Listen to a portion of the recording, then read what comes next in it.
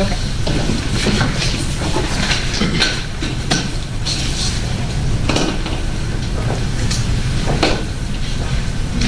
Good evening, everyone. I'd like to welcome you to this special meeting we're having this evening. It's regarding our budget, upcoming budget sessions. I will call this meeting to order.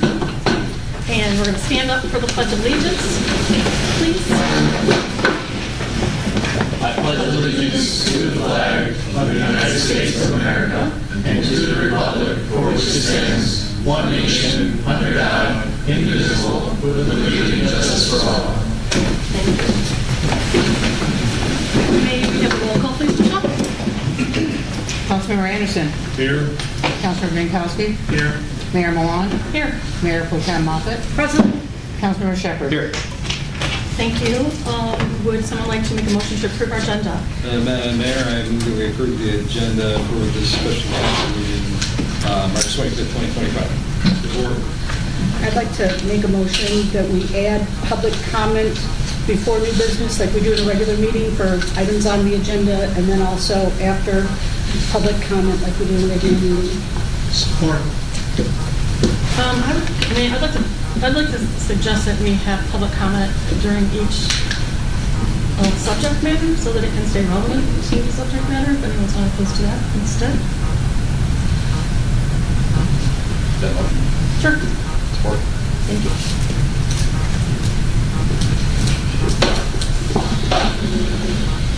Roll call, please.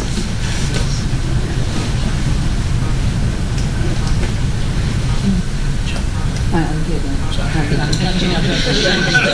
We have two motions on the floor. Sorry. Mayor Milan. Yes. Well, wait, which, from We're doing, the original, from my motion? that's the last Yeah. one. So we're going to do Yeah. that first. Mayor Pro Tem Moffett. No. Councilmember Shepherd. Yes. Councilmember Anderson. Yes. Councilmember Binkowski. No. Two Mayor Pro Tems amendment. Did she call you? I didn't hear her call you. She did. She called. Oh, I didn't hear her. Okay. All right. So then my motion, To do a public, comment for items on the agenda before new business, and then also public comment after, like we do in a regular meeting. If I may, Member Muppet, I think the amendment that the mayor added somewhat works in defeat of your motion, unless you still want the motion on top of every item of the comment, you also want before and after. Correct me if I'm wrong. Saying the mayor's motion kind of Fulfills the duty above and beyond it all the time. Sure. Well, there's a motion and a second, it still needs to be voted on. If you withdraw Right. your amendment, then you would go on to the, just as a thought. In the interest of camaraderie, I withdraw the amendment. So Michelle's the main motion. Councilmember Anderson. It's on the original one, just the agenda in general. Well, that's- Right. Yes. Yeah. Councilmember Binkowski. yes. Mayor Milan. As amended is going back to my original, yes. Mayor Pro Tem Moffett. Yes. Councilmember Shepherd. Yes. Thank you. So the point in having public comment as we go is so people who are here for specific topics will weigh in at that point in time. So, moving on to item number 5, we have new business, which is consideration of host budget discussion between City Council, the administration, and department leadership for the fiscal year 2025-2026 budget. Madam Mayor, I move to host budget discussions between City Council, City Administration, and Department heads. Support. Roll call, please. Mayor Pro Tem Moffett. Yes. Councilmember Shepherd. Yes. Councilmember Anderson. Yes. Councilmember Binkowski. Yes. Mayor Milan. Yes. Thank you. Mr. Ricker. Thank you, Madam Mayor. So I've got, I have the cover sheet and also have some supporting comments as well. At the March 4th council meeting, this special meeting to host budget discussion was approved. Last year, the city hosted budget discussions much earlier in the year due to the need to simultaneously develop the annual budget, capital improvements plan, and a way forward to address our abundant infrastructure needs. Those efforts were largely captured in 2 budget sessions. Thanks to the effort and work put into last year's budget season, much of the fiscal heavy lifting is complete thanks to the passage of the Infrastructure Improvement Bond. Those projects, as presented, are moving forward in accordance with the bond schedule. This still leaves us with the development of next year's budget and updating the capital improvements plan. Last year's efforts also demonstrated that advanced discussions with the foundation for an inclusive and smooth budget process. The purpose of this meeting is for our administration department heads to share their needs with council and review the capital improvements plan. Additionally, this meeting provides council with the advanced opportunity to ask questions and make suggestions for the coming budget. It is anticipated, this little part here is actually moot now since we have a way forward with public comment, but I'll continue. This will be my fourth budget with Clausen as I arrived mid-March in 2022.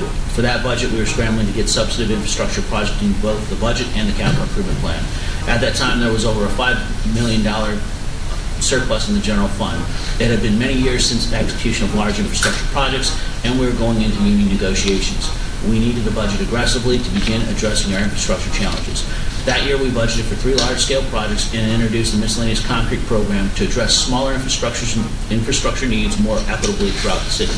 Additionally, the city has collaborated on projects of opportunity with our neighbors, the cities of Troy and Royal Oak. The culmination of these projects has taken the better part of my tenure, with some still ongoing. My point in sharing this is that along the way, our process as a council administration dichotomy has evolved, and we collectively have refined ourselves to what brings us here today. My second budget cycle was with Clausen had us largely focused on establishing goals and objectives. Those efforts lay the foundation for the last 2 years' collaboration between council and the administration. Last year, my third year, we were fortunate to have seasoned finance director and former city manager Mark Pollock on the team. As mentioned, it was these advanced discussions that carried the day last year, not just for the budget and CIP, but also for the infrastructure improvement bond proposal that passed November. Absent these advanced discussions, the information presented and shared, coupled with the previous 2.5 years of infrastructure accomplishments, the outcome on that ballot proposal might have been different. Tonight, we will be starting off with portions of last year's memorable presentation by the DPW. We will then proceed through the departments in the order presented here, followed by potential expenditures for funds formerly known as ARPA, funds now fenced within the general fund, and a review of the draft CIP. What's presented will be the current request needs that we believe the budget can support. Based on council's feedback here this evening, staff and I will work to identify the financial impacts to the budget and provide it to you in a budget pre-brief at the April 1st regular council meeting. Depending on how agreeable the council is to the content of the budget pre-brief, it would likely dictate how many budget workshops we want to have. Setting dates for budget workshops will also be part of the April 1st meeting agenda. Again, the intent here this evening is to have productive dialogue, so please, council, ask questions and make suggestions. And staff, please feel free to share perspective and insight accordingly. If there aren't any questions for me at this point, I'll turn it over to DPW. I don't have a question, but I would like to say before we start, as I look across the room, I want to thank each one of you for being here. You guys make such a difference to the people of this community for what you do on a day-to-day basis. And I know each of you to a level, and I know your level of dedication is great for every single person sitting here. And I just don't want this evening to go by without acknowledging the really, really great work that you do on behalf of all of us. So I just want to say thank you in advance so we don't forget. So thank you. Thank you, ma'am. DPW, you want to drive? Drive the conversation, the discussion. If you got to get up, you can agree. Do I have to get up? You don't have to, but if you would like to sit here or stand up, get a better perspective. Thank you. I can't see it coming into the... Yeah, you'll drive through the slides. Well, then I do listen to it. Go over there. We don't have to. You want to sit here? Oh, just... Sorry about the confusion. You can see there, move down over. I can do this. How's that work? Are you picking him up? Yeah, you can actually move that podium this way a little bit if you need to. If that puts you closer to the mic, that will help. And then anybody else that might need to speak, if they can come up to the podium, that would be helpful. How's that? Good. All right. If your voice carries, but if you want to, you can turn that on and it'll amplify a little bit if you speak into it. Or you can just speak without it. Okay, let's start. So as we spoke about this last year, we have a number of pieces of equipment that are at the end of their life, starting with our Vector truck, which is a combination sewer and water truck, we use it for jetting sewers, cleaning sewers. We use it for hydro excavating, cleaning catch basins. It is one of our most important pieces of equipment. Typically, these have about a 7-year lifespan. We're well past that at this time. It is starting to cost us quite a bit of money in maintenance. It is more than overdue for replacement. As you can see, it says it is $620,000 is what we're seeing to replace it. Not in like, we are looking at other brands and types of trucks for many different reasons. One, to see what else is out there. Two, the industry is going through a lot of changes right now. So the companies that are making trucks are getting different people to sell them, and it's going back and forth, and we've seen a lot of ups and downs in it, which is, for us, is a little scary because who's going to maintain your vehicle? Where are you going to get parts?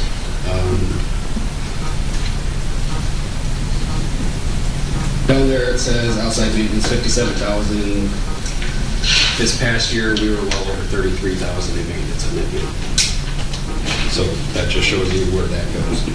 The truck itself doesn't put a lot of miles on it. It's more the work it does while it's sitting still. So we're not so worried about the main part of the truck. It's all the equipment that's out there that's expensive and that gets beat up just based off of the work it does.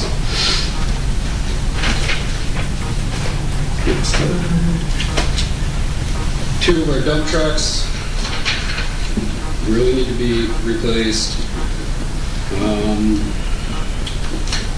2 years old? Yeah. 2005, There. They both are well past their life. Costing us a lot of money and time to fix them when they go down. These trucks are a little different in the way they work. They get used by we drive them, salting, plowing, hauling, all that kind of stuff. What we want to replace them with is actually called a swap loader. So basically, it's a chassis with a hook on it, and then the equipment that you use, so a dump body or the salter, or there's numerous other things you can get, you swap it out. Therefore, when the chassis goes bad, so we say at 20 years, we're not replacing the entire truck and all the equipment, we're just replacing the chassis. All that equipment then goes on the new chassis. So it's cheaper to replace in the future. And like I said, this truck is different, so that chassis is going to take a more beating than, say, a factory truck. The other thing that can do is because of the swap loader ability, we can eventually start looking into using them for other things, so we can make it more usable. Each truck we don't have to have set for one thing. It can be quickly swapped out to do another job.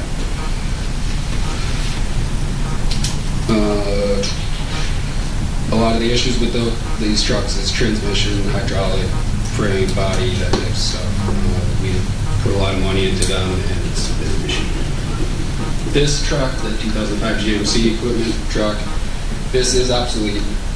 This is also a very important truck to our water department. It is basically the tool truck. It's the truck that should be on all jobs that they're doing, and currently we are worried every time it leaves the garage.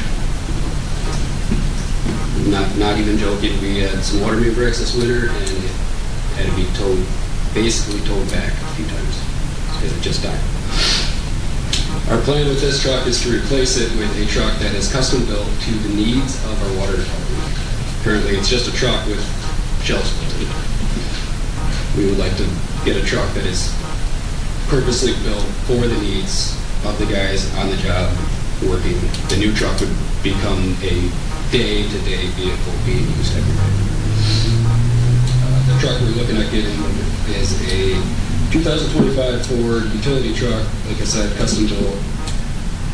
We got a few quotes out there right now. The one we really like is 120.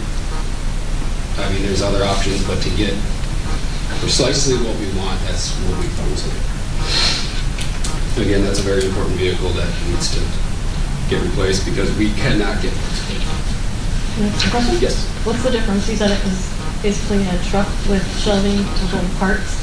What is missing from what you guys wanted? What's the aspirational goal for that truck? How would that look? Actual tool shelves, places that are keeping our tools safe, an inverter so we can get power. Currently, we have to start up a generator if we need electricity on the job site, which every job site we need it. It would have actual work lights on it, scene lights, to help light up the job site. It would have a water, so it would have a hose, so we don't have to bring a separate piece of equipment out with a tank of water if we need. So like saws need water, a lot of things we do, we need to add water to. It would just be built specifically for. Ryan, if I'm missing anything, please. You better keep going. All right.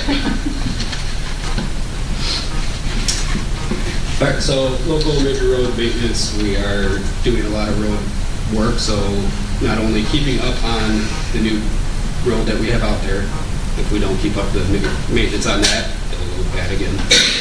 But also, we have roads that aren't so bad that we need to continue to keep maintenance on, so they last longer. And then the bad roads still need love, even though no one likes it, we still need to give them some love.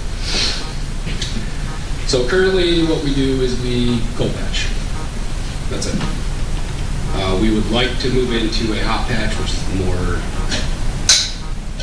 longer lasting, better material. We are also looking at possibly we'd like to get into doing our own joint prexing. So we contracted that out before. For our local roads and smaller roads, we would like to do that in-house. We would like to contract.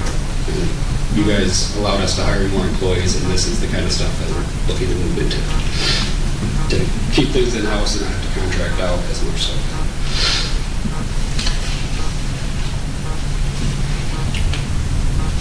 We are currently, our sewer cleaning and CCTV program is underway.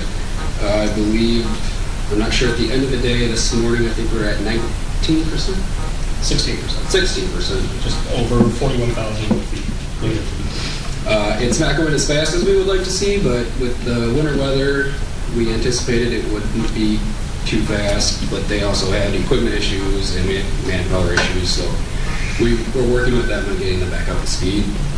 But overall, I believe it's going pretty smooth. The communication's been pretty good. And so far, no major issues have been found.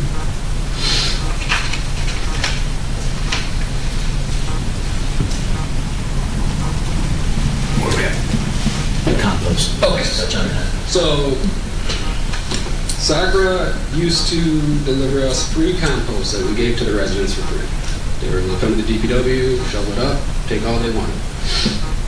That service is no longer available because the compost site is now being contracted out.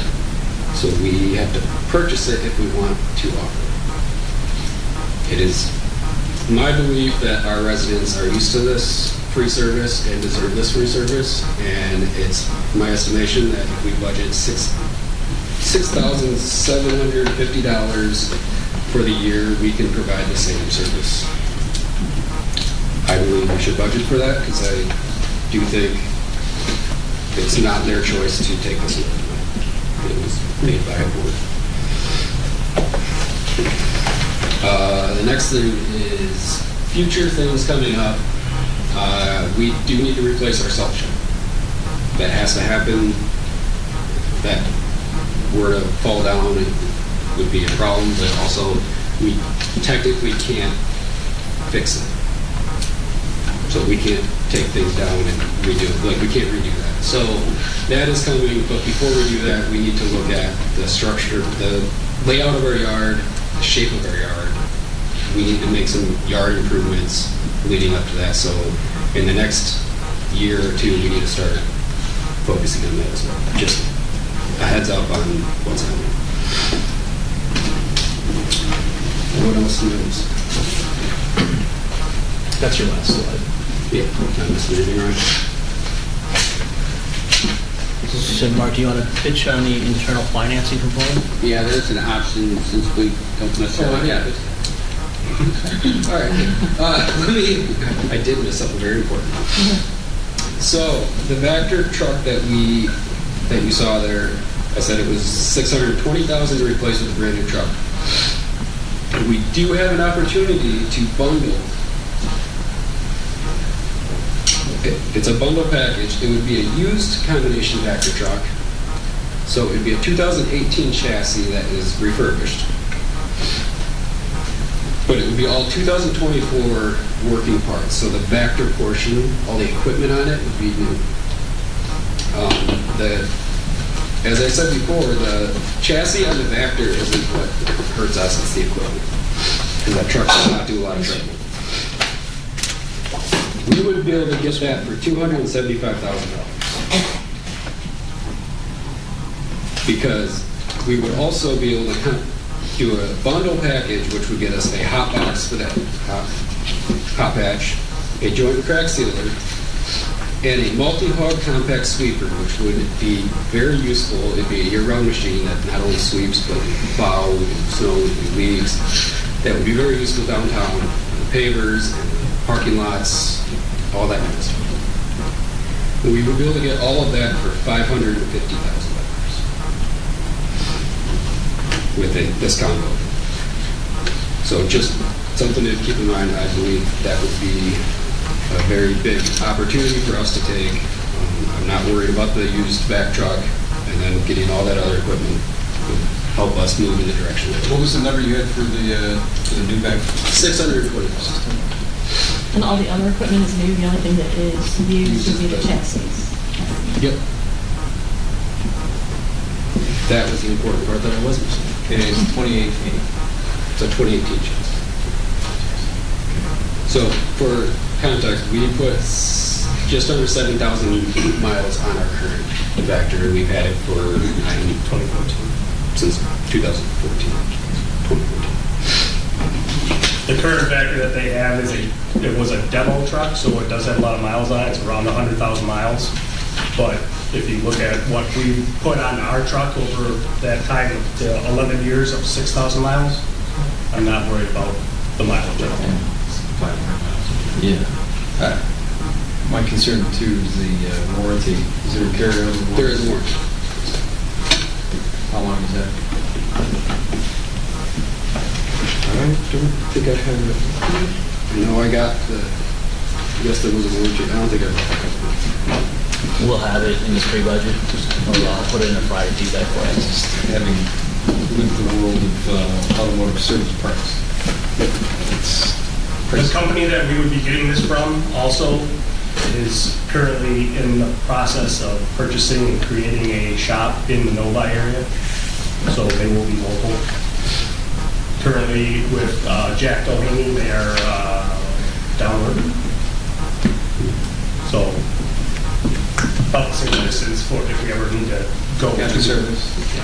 And that's, right, these are all street 40 to drive on the expressway or... Do you want to explain the angst about the Doheny situation? I don't know if we have enough time. Well, I think it justifies the rationalization. Yeah, so we had a Vector, which is a brand of truck, and that was sold by Doheny. Something happened where Vector was able to get out of that contract, and they didn't. So they did not have a home, Vector. And it was like that for a while, and there was a lot of ups and who's going to service our truck, who's going to do this, who's going to do that. Should we buy a Vector because we don't know where they're going to be? And at the end of the day, Vector, Doheny lost Vector. They also lost the company that we have our camera through. So currently, actually, we're not. The ground equipment that Ryan is speaking of also services our camera. But with all that going on, that really caused us to think twice about what kind of truck we wanted. And while looking, we noticed there was a lot of jumping around and moving around with this business. Okay, so warranties from company to company, that could be something we need more about, or? That, I don't think the warranty, because they still have to honor the contract. You could go bankrupt, everything, so you just... So Brown Equipment is actually looking to expand. They're out of Indiana and they're coming into this region. I think a lot has to do with the downfall of what Vector and Jack Doheny's going on. So So there's a lot of these combination trucks, these companies that are selling these that are coming in, trying to get the market, because southeastern Michigan, it was all Vector everywhere. And now with the uncertainty with Vector, people are going other directions. So the first one you showed us was a brand new Vector truck for $600,000. Then you said there's a refurbished one on an old chassis for $200,000, but we had to buy it as part of the package with some other things. Was that correct? We don't have to. It'll be it will be more than $275,000 if we don't do the package. However, it will still be significantly cheaper. Okay. Either. The point of the package is we can get all that other stuff that I spoke about as well for still less than brand new. That was it. What was the third item that was in part of that package? You said The hot box, the joint crack sealer, and the multi-hog compact sweeper.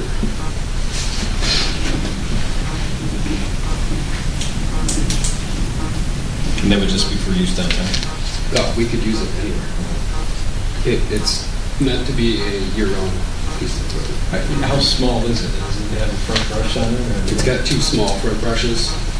It's like a sidewalk sweeper, but it's slightly bigger. We demoed one in the fall, I believe, and they took it down there and went through downtown, make sure it would work, and they said it was perfect. There are also over 100 different attachments for that, so it doesn't have to just be a sweeper. We could potentially use it as a lawnmower. There's different brooms, different attachments that we can get for that. Obviously not all right now, but those are things that we Yeah, it's all for future. Bye. So, Mark, you want to touch on the internal financing? Yeah, It's a little different. we're trying to work it through so that we can internally finance through the general fund or the water and sewer fund. The advantages of that are we can charge the interest rate we want, it would be a fair interest rate, and then we keep the interest payments in-house. So rather than paying a bank or a financing arm, we reimburse ourselves, and we reimburse ourselves the interest as well. So I've kind of worked it through so that the payments are manageable. Like, for example, the two trucks would be around $70,000 each per year for 5 years. The other equipment, a couple of these things we could buy outright and not finance, and then a couple of the others we've included in, like the Vector, we could pay from water and sewer, which is generally what we do. So it would work out so we could internally finance rather than having to bid financing and pay the going rate. So those are advantages for us to take a look at, and it's certainly something that I've kind of calculated into our capital projects. So.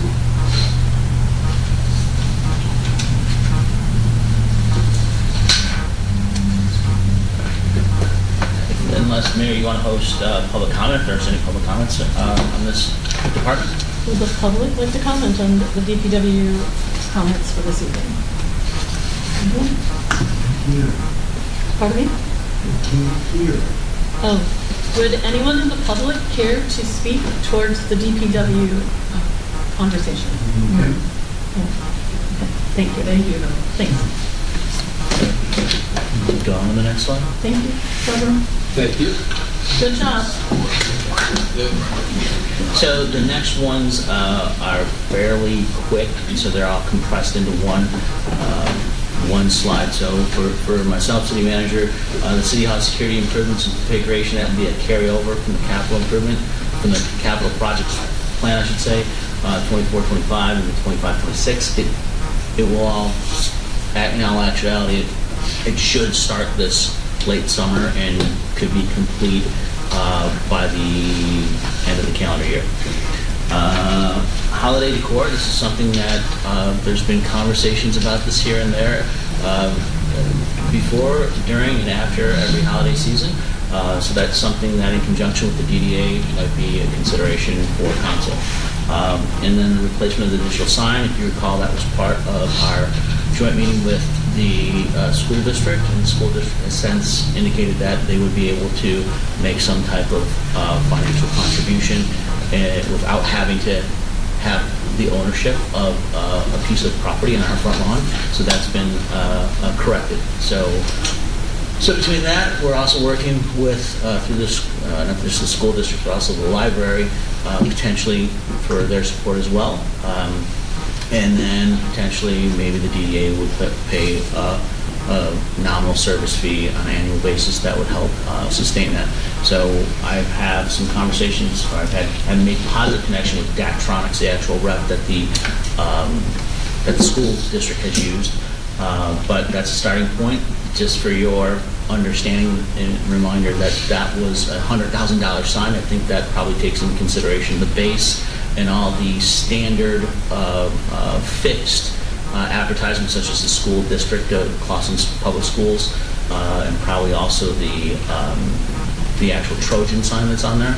So greater granularity on that, but as we go forward, we'll have additional comments in regards to how we could potentially fund that. So if you want, Mayor, if you have any questions for me, or if you want to go through the whole slide and then take questions from all of us, what's your pleasure? Doesn't matter to me either way. Anyone has any questions regarding the city manager's comments? No. Thank you.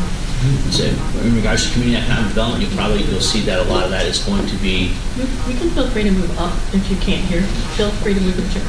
No, this is fine, and I'll tell you why. Community economic development, you'll see that within the DDA, which is going to be its own standalone slide, there's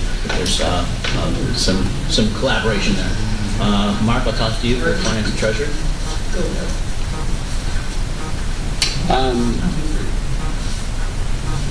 I'm working on a succession plan. I actually thought I'd be retired 2 years ago, so didn't quite work out that way. But right now we do have a police officer who's interested and is going to school to possibly take over in the finance office. It would be an advantage that in my career, 32 years of doing this, I never had, is have someone to train a new finance director. So generally you take over and the person's gone. So it's an option where Wayne right now, he's in school. If things work out, then by the end of this calendar year, it's possible that he could take over and I could help him through on a part-time basis until he's up to speed. But that's in the works right now. If it doesn't work out, then we can advertise and I could offer the same service if if we hire someone outside, we could certainly do that as well. And then right now, based on early returns, the water and sewer rate would be pass-through costs. We don't have any need to go beyond our pass-through costs in water and sewer rates. I do know SACWA is getting a pass-through themselves, so our rate will probably go up. Do you remember, Trevor, what SACWA's recommending for their increase? Okay. But we're just going to do pass-through, is the point I wanted to make on that. So we're not going to hit everyone with larger increases. We're just going to get the pass-through costs so that we cover our costs that are being passed through from SACWA. And then on the sewer side, years ago, GLWA worked with all of the people providing or delivering sewer that gets treated so that we could fix the rates on an annual basis, and that's been going on now for several years, and it's worked really well. Rather than fluctuations that might lead to double-digit increases, they've maintained pretty close to CPI for the last probably 8 to 10 years, so that's the plan again this year. In regards to legal services, so in the next one of the slides for the police department, you'll see that we'd like to hire a full-time code enforcement officer, and we anticipate that there'll be more greater code enforcement, and from that we would anticipate that it probably will be greater legal need to address that going forward. And then, yes, ma'am. If you hire a full-time code enforcement person or 2 part-time, will it continue for? We'll go down to 1 part-time. And then Nick for information technology. So within the last year, we've started our cabling infrastructure project at City Hall to relocate our server and other IT hardware from a less secure location at City Hall to a more secure. And so we're about halfway done with that project, but we don't want to complete the project until we go through and complete the security improvement for City Hall, just to make sure that all the cables aren't interlocked anywhere. And so we're about halfway done with that project, so we're going to have some more expenditures coming too on that, likely within the next fiscal year. And so that's the one major note IT-wise. Any questions on that front?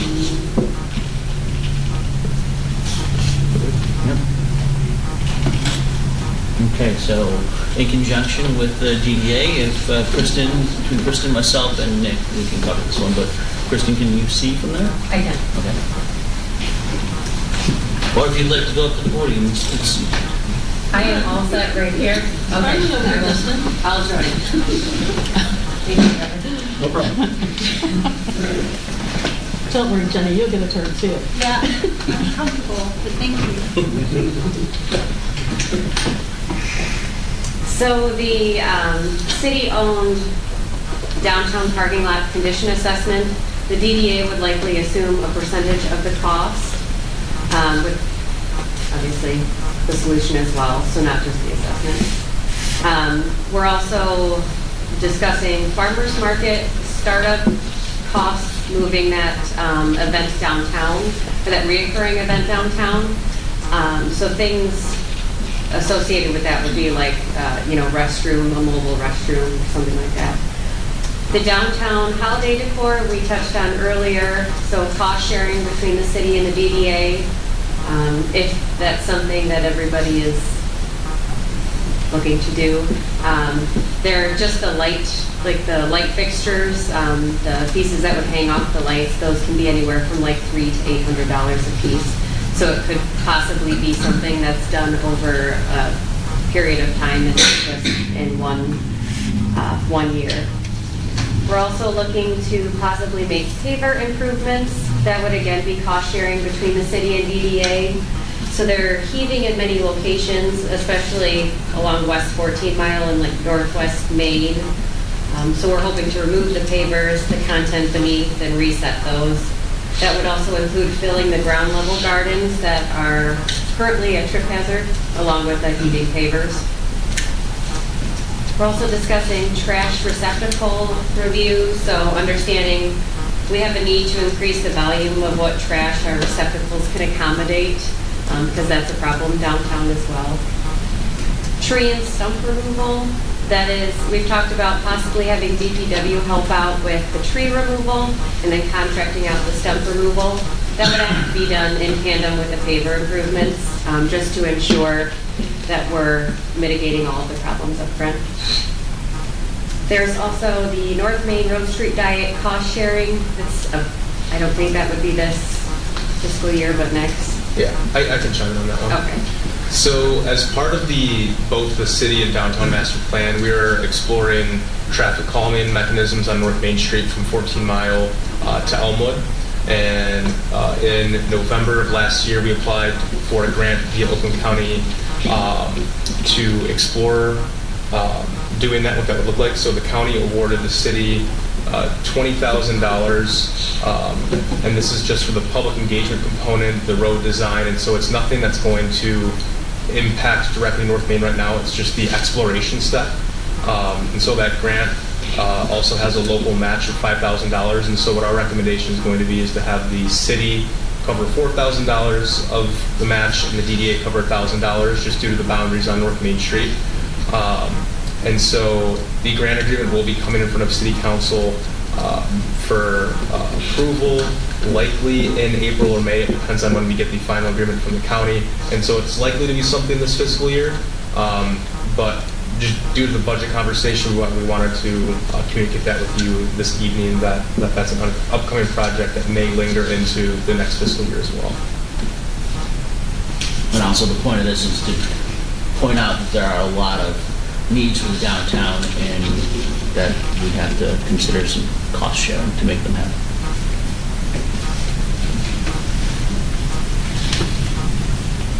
Any questions? Do we have any dollar estimates for any of these or what the other percentage of sharing would be? So we do have some, and we wouldn't necessarily do all of it at one time. We would do, based on council's feedback, we could do a percentage based on, like for the pavers right now, we've made contact with 6 different service providers.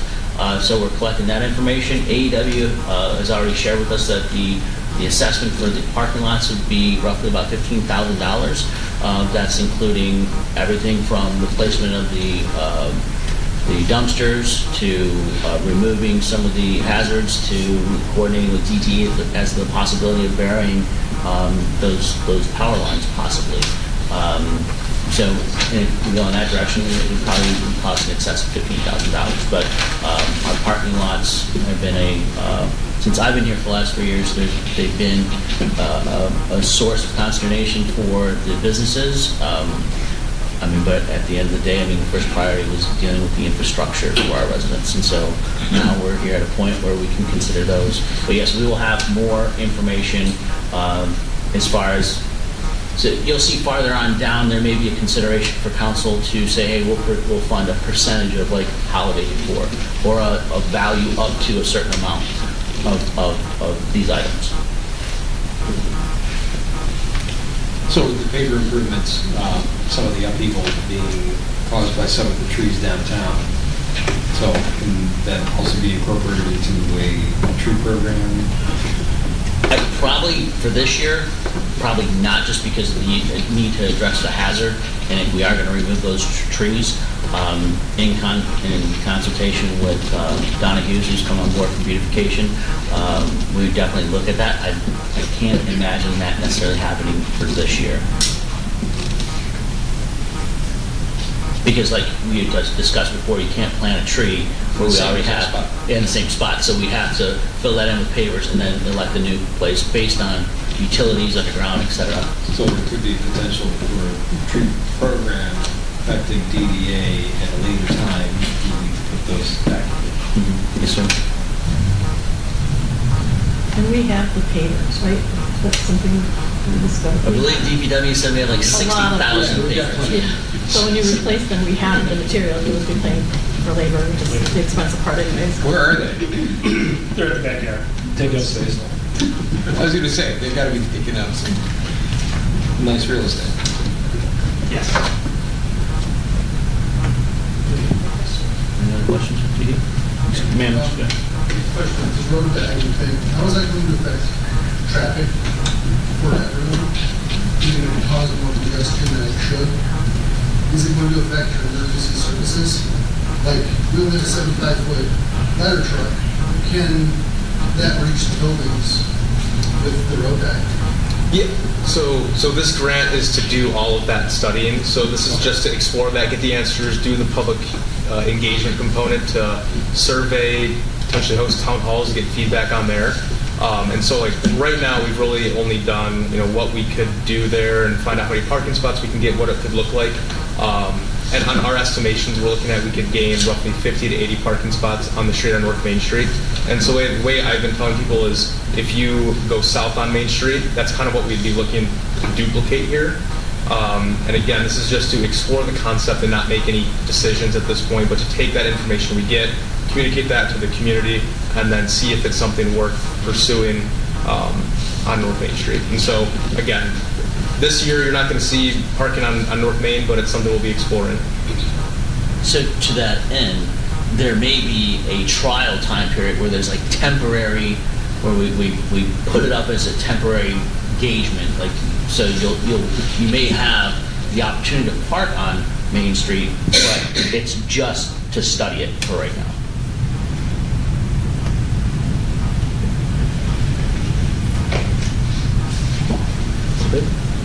Thank you very much.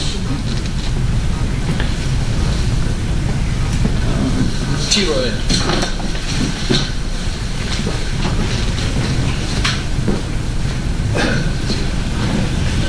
Is that something? No, that's for when you're under water to come out. So SCBA, self-contained breathing apparatus, is what we wear when we go into the fires to put them out. Our current SCBAs are Scott. They're at the end of their life.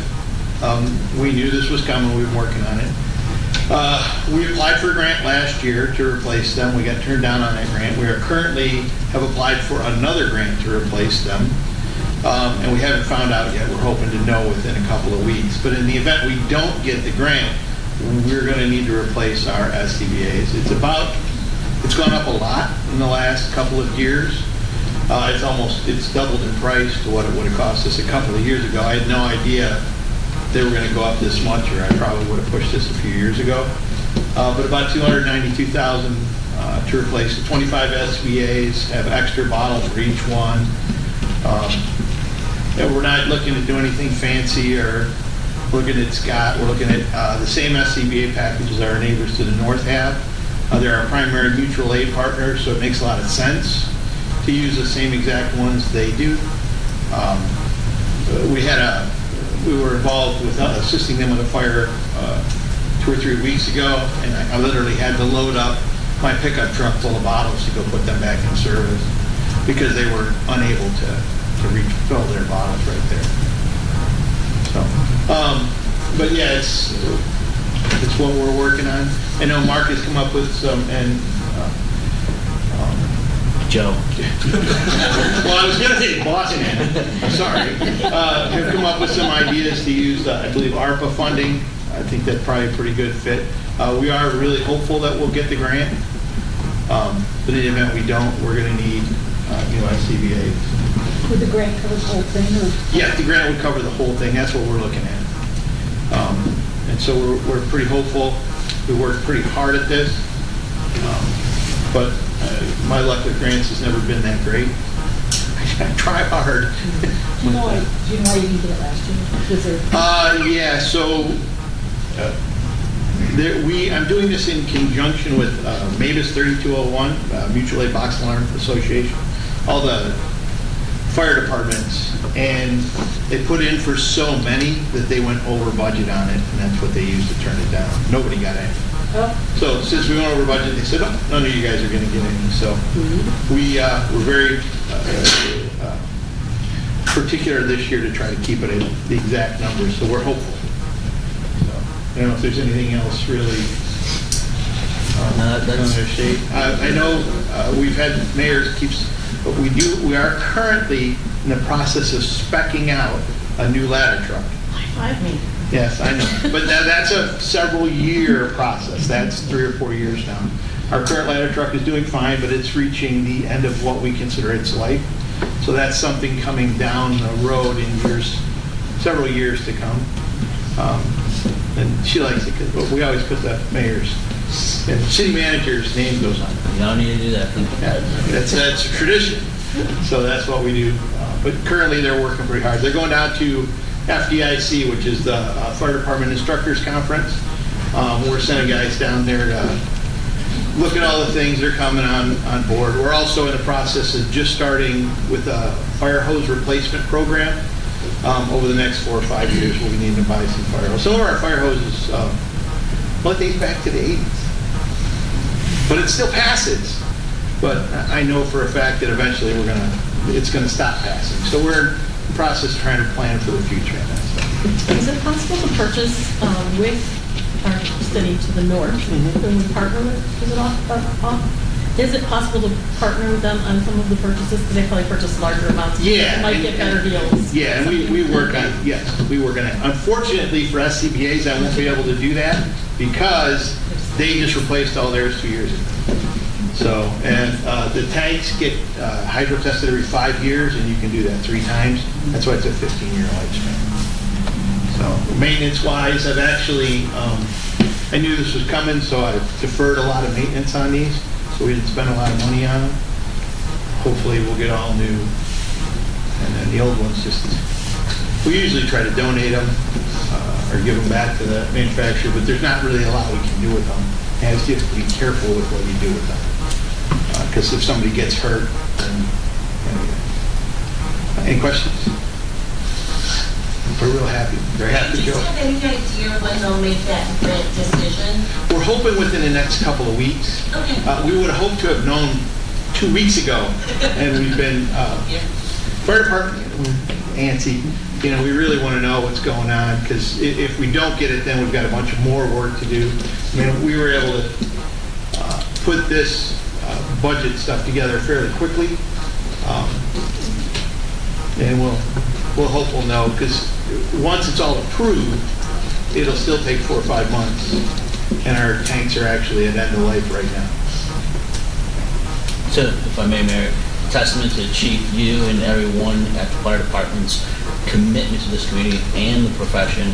The fact that we have so much stuff that is getting through its life cycle and beyond is a testament to your guys' commitment to the job, your diligence, and just the fact that you have stretched this as far as you can. So thank you. I live here, so I'm really interested in saving us some money, which is why I added 5 years to our ladder truck.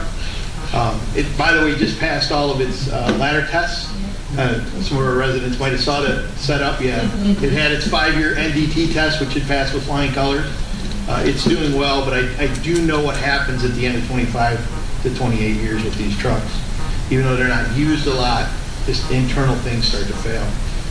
And having a water pump or a hydraulic pump fail on me when I'm trying to do, like we just had a roof rescue at House of Barbecue, or the other one, but we had a gentleman go down, we had to lift him off of there. And that's what we used to do it. Right? Can you give up your dream of a helicopter? I've been pushing it. Like, I was asking Joe for a Black Hawk this year. And I said, if you want to risk it. He said if I really wanted to risk it, I feel like jetpacks. I think we could use a boat. I think we could use a boat. On Lake St. Clair, No. Well, no, we were training on it at Lake St. Clair, but we've got, we've got a little retention pond back here, so we could use a boat. Anyway, that's just in fun. These guys are all too serious. We got a little fun once in a while.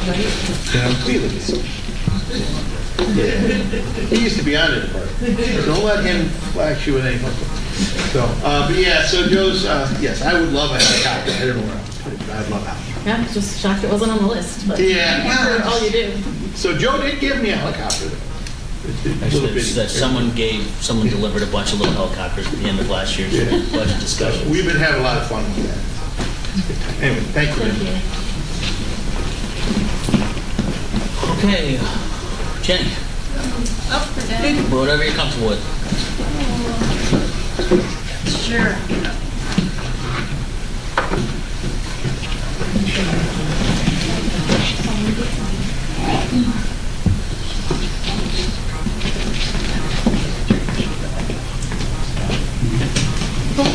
Thank you.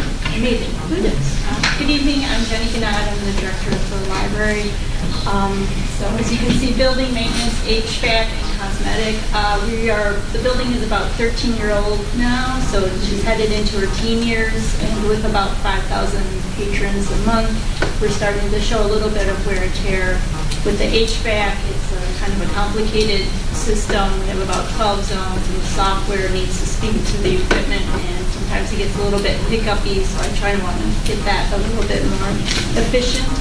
And then cosmetic-wise, it's the basic things, maybe a fresh coat of paint. The carpet needs to be cleaned.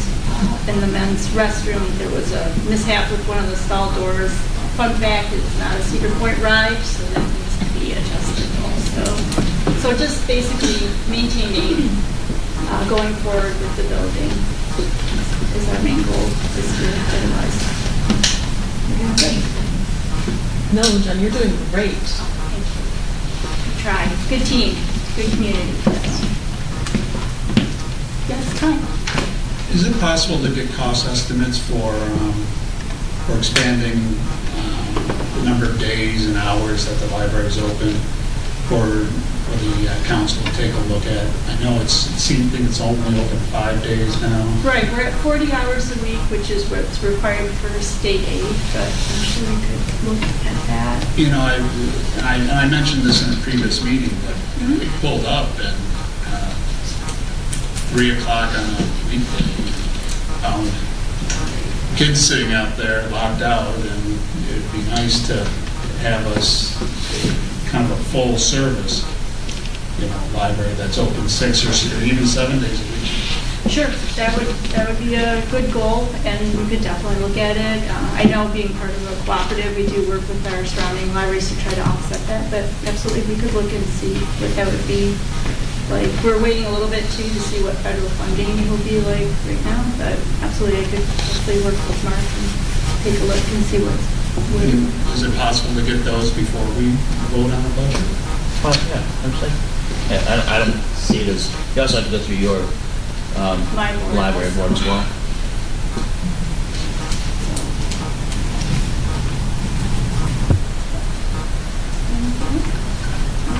Thank you. Thank you. Leah, if you want to drive from there, if you're comfortable, or do you want to go? It's not much. So, for us, the only thing that we are needing is a new roof. Our roof turns 20 in May of this year. It is a 25-year roof. I know that doesn't always mean you actually get that amount of time out of it. The DPW is going to take a look at it because we aren't having any issues, but obviously we don't want to wait until we do have issues because then it's even more costly. But they are going to take a look at it and see, and then we'll get quotes from there on getting that completed. I know it's going to be a little pricier because it is a 3-story home or a 3-story building, so the height is going to probably affect the cost because I do know that they need safety equipment to work on that. So yeah, that's all we've got. Now, any questions in the next slide? Okay, so the police department, if you recall, back in January with the joint meeting, that was discussed about the school resource officer, and then there was a resolution for council to support that in the budget for this year. We also are looking at including some budgetary considerations for the replacement of Detective Tracy. Like I mentioned before, the full-time code enforcement officer, and we do expect the cost to retrofit going from Explorers to Tahoes. So we have Explorers currently right now and going to Tahoes. There's all the accoutrements that are inside the Explorers, they don't translate into a GM product.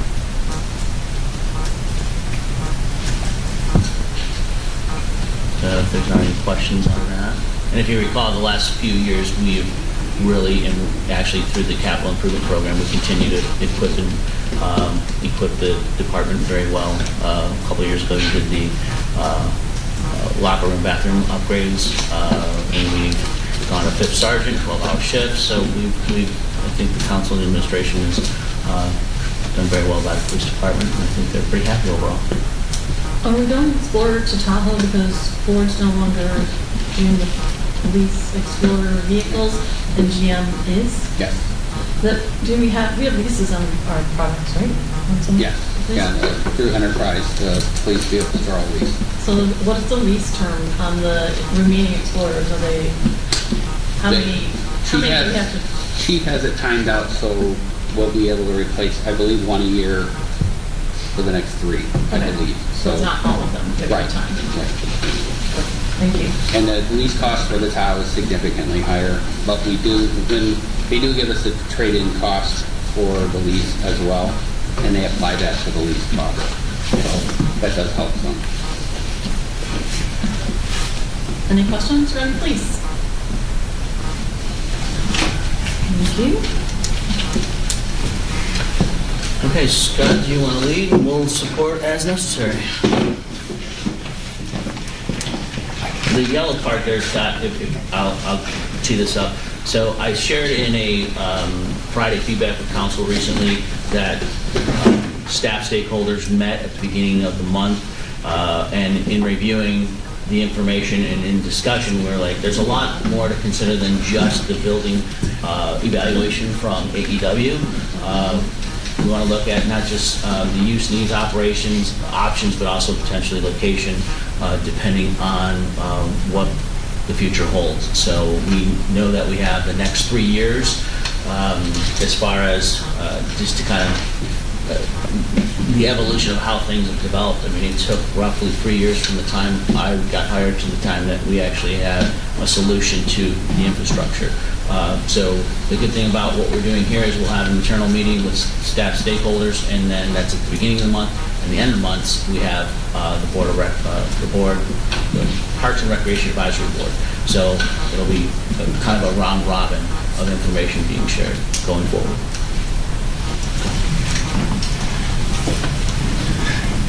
It is hard to see that. Yeah, so Hunter is older than I am, and it's still standing. And we are looking at, as a team, what we're doing about that department long-term, but in short-term, the aging facility needs some attention. And as you recall, about a year and a half ago, we got the results of the study on what it needs, and that was estimated anywhere between $1.5 to $2.5 million, which is not what I'm expecting to get out of council tonight. But some of the primary things we need to look at in the short term are the entrances, actually both front and back, the power doors. The parking lot is struggling. It's better than it was a few months ago because of the spray patch that we've done, but there still are issues.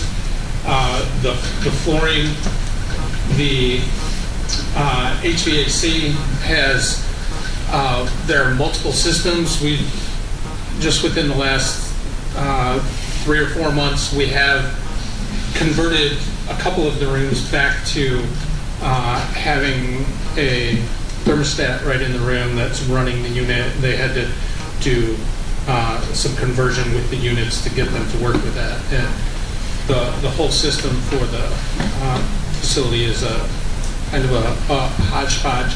That this facility was built, I think, in 3 different parts, and it shows in some of the HVAC and other systems. There are also some cosmetic improvements that we're hoping to do with just painting and ceilings and making it a little nicer and more inviting for the seniors and the preschoolers and everybody else in between that uses the facility. So there are a number of possibilities for, I think, for how we would fund what's going on there. Mark, do you have? No, it's use the fund balance. I wouldn't recommend, especially since we just got our bond rating and they suggested we not use a lot of fund balance. But I mean, we have to look at some type of financing down the road. It's not something I would do in the next year or so, but I would definitely take a look at those options. And then I know on there's the grant application that was submitted. I know Nick was involved in that. Anytime we can submit for grant funding, we take advantage of that. Whether we have success or not is another story, but we had some reason, so that's positive. What's the potential dollar amount from that grant application? I can provide a brief overview of that. So each year for the last 3 years, the state of Michigan has had their local elected officials, so state reps and state senators, submit projects in their communities that support various projects, infrastructure, community improvements, just general requests from the municipalities. And so each year we've submitted projects under, there's 2 platforms that they have, under $2 million, and then a $2 to $5 million request.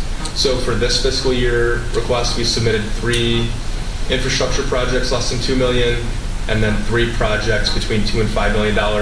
And the project we have an emphasis on is requesting $5 million for community center improvements. We left it broad so we can use that funding to explore what the costs would be to make modifications to Hunter, to explore a potential other location to have the community center operate out of.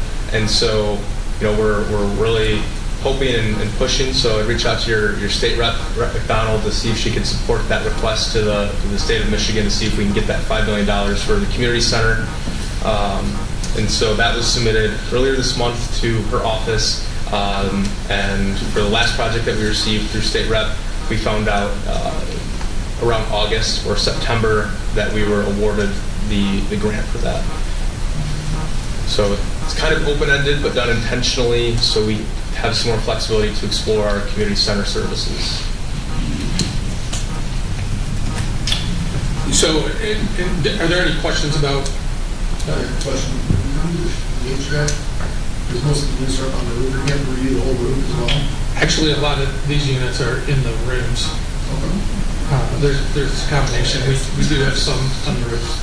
There's a couple different levels of roof there. Yes. Can you run us through a week in the life of Hunter Community Center? What goes on there? What's being used? How much of the facility is actually being utilized and so forth? Sure. Lisa, do you want to weigh in on that? Do you want me to start? You can start, but I will.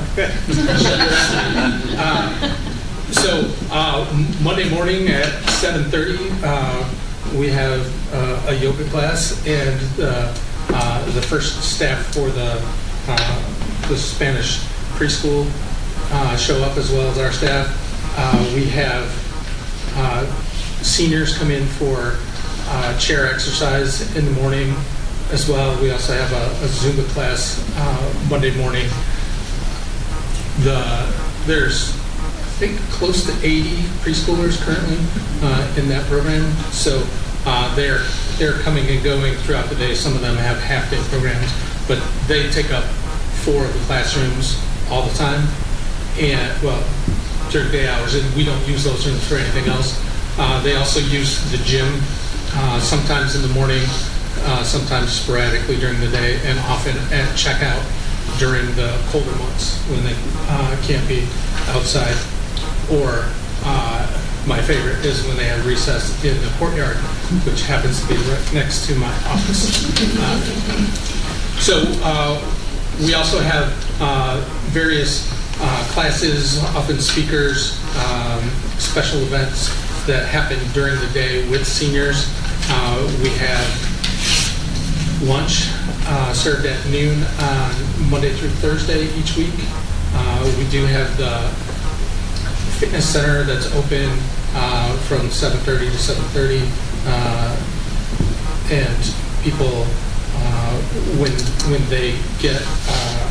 when they sign up for the fitness center, they get a code to let themselves in that door, and they often come in the back door, which is right next to that part of the building. We also have various youth and adult classes that go on in the after school and evening time frame: karate, Zumba, yoga with 3 different yoga instructors. We do a chair yoga 2 days a week. The other chair fitness is Monday, Wednesday, Friday. We also have been trying to use the gym more. We have a couple of rentals and some classes that run in there. So pretty much most of the rooms get used every day. There are some evenings where every room is getting used at the same time. It's challenging to try to schedule as many things in the various places as possible. Lisa has been recently certified to teach another kind of class with the senior technology classes, so we've been sharing locations for those classes with the library to try to get as many of our residents the access to it. There's a lot of people that come to the library that don't necessarily come to Hunter, and vice versa. So we try to house some of those classes at both spots to take advantage of that opportunity. So, Lisa, what am I missing? Well, I think our assistant director, Lisa Ball. Yeah. Well, I'm just to kind of speak to the numbers. I mean, the building it's a very small parking lot, and I'm sure our neighbors can attest to how busy it is. I live on Fisher Court, so I see it coming back and forth. We have, like Scott said, we have a very popular chair exercise class Monday, Wednesday, and Friday. On average, there are 40 senior adults in that gym. That gym is full. I mean, all the way full that morning. Our busiest hours are those high times where we're servicing our older adults. That starts from 8:30 in the morning. They're starting to roll in. you can visit our recreation registration website at recreationcityofboston.com. It's going to give you a list of everything that we have going on there. This spring and summer, we are growing the program. I actually am one of the yoga teachers there, so I am there at night. I just came from the library over here teaching the AARP Oats technology class, where we had 20 people in there. And we are partnering with the library because, like Scott said, we want to be able to reach all of our residents at varying times throughout the day. We have our older adults that are retired, so we want to offer those classes during their prime hours, and then also offer classes to those older, I speak mostly to older adults because I just am heavily involved in that area. And then there are those that are not retired, so we want to hit them again maybe at the library. And where maybe we can't get to them at the community center because there are recreation programs going on, whether that be in the gym with adult basketball rentals or with other varying classes going on in the evening. So, Jenny's like, hey, can I use your meeting room? So I'm going over there because there's a large meeting room there. We really utilize all of those rooms just about, especially once we come to spring and summer, because we have Team Guts come, and they're going to be, talk about packed last summer. Scott witnessed that. Every single room was full, especially when Team Guts comes there with their camp, which that will start in June, July. I think it's the last week of June, maybe? Yes, last week of June, because they skip the 4th of July, and then they're back again. So, and last year we were kind of fighting over the gym, just trying to get them in, because when the weather's not good, they need to be inside. So, all of those rooms are really used. And I have an 8-week Matter of Balance class that's starting first week of April, so there'll be another class that will be filled. So one of the other fun winter programs that we host is the AARP Senior Tax Aid. So they come in on Fridays and service a pretty good sized group. I think they have about 10 or 12 people that come in to do taxes. Yes, they have probably at least 10 tax preparers there servicing, I don't know how many, 20 appointments they at least take every Friday, starting in February and ending April 11th. So we are currently sold out for that. So along with every other senior somebody's center. watching that hasn't got theirs done yet, go to the AARP website and look for another center. community Yeah, that's unfortunately, because we book up very quickly. And I don't want to leave out the quilters, because Tuesday, the quilters are in rooms 5 and 6, and they are a great group. And if you pop in to talk to them, be careful, don't sit down, because you won't get up for like a half hour. You'll be in conversations with some fascinating women. Yeah, and it worked out nicely for this Thursday. We have the DIA bus coming and picking up at least 30 of our older adults to go to the DIA for Melodies at the Museum. And it just so happened to be, the quilters found out there's an exhibit, a quilting exhibit there. So they're like, hey, we're going too. So they're going to go to the concert and then do a self-guided tour of the museum after. So if you want to come to the center on Thursday, you better come early to try to get a parking spot. It sounds like it's very utilized, and I get it. And I just wanted to, when you see these big numbers to fix a lot of things here, and it seems like with maybe an older building this size, we're always going to be fixing things. And I'm just wondering, has there been any cost comparison to building a new community center, as opposed to, a long-term, we're always fixing things on this very old building, which wasn't built as a community center. To your point, that is the reason that if you recall my Friday feedback, I mentioned that we have to study all of our options, and so that is part of that study. Whether it's there in a different configuration or maybe a different location, but actually studying the needs, the square footage, getting much more in depth, and we have a real good resource on the board, the Recreation Advisory Board from the county. So we do think we'll be able to, over the next coming many months, we'll have a very well vetted way forward for council's consideration. Okay, I'm just asking now because is there things from the community center that's going to be in this year's budget? Just those Improvements? is what we're talking about there. Okay. The programming that takes place, is it, do we make money on the programming? When you're charging fees for things, do we make money or is it kind of? There are some programs that we make money on, but there are also some programs that we subsidize. Like most of the senior programs, we subsidize. You know, that's part of what we're doing as a recreation senior services department. But most of the newer programs that we've added in the last year or so are contracted, where the instructor makes a percentage and the city makes a percentage. And then is there a city Clausen rate and an outside resident rate? Currently, we do not have a non-resident rate, except for rentals. And that goes for renting this room, everything at Hunter, and the pavilion part, which incidentally is over half full for summer weekend days already.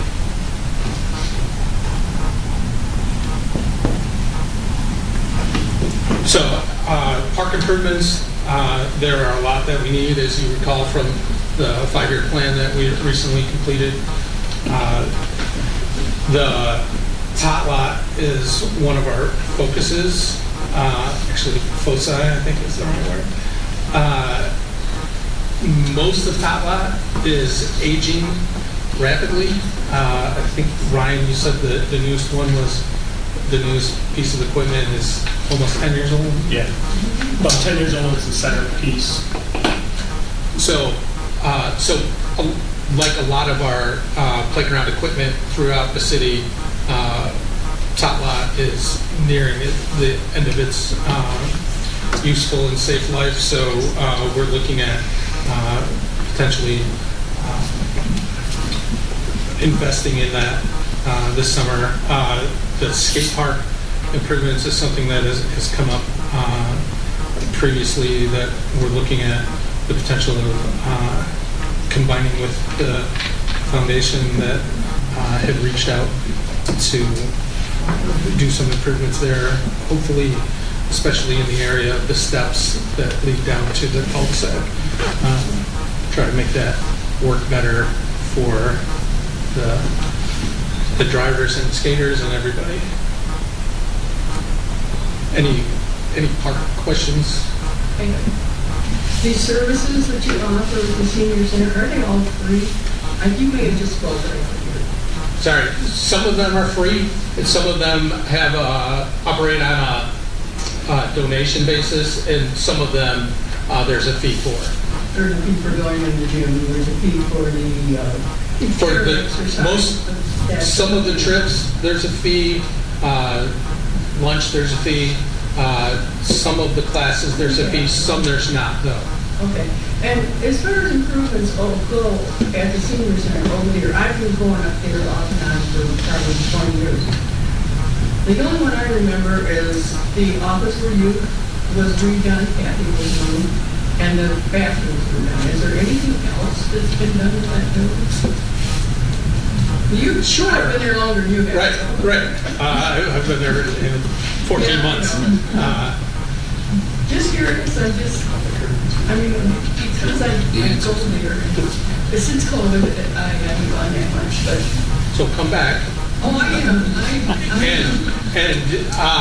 And not a lot has been done to it, but it is the epitome of us being a little city with a big heart. The staff there are outstanding. I walked into a great situation, and there's no doubt with the people that attend classes and programs and lunch there that they know that our staff care about people.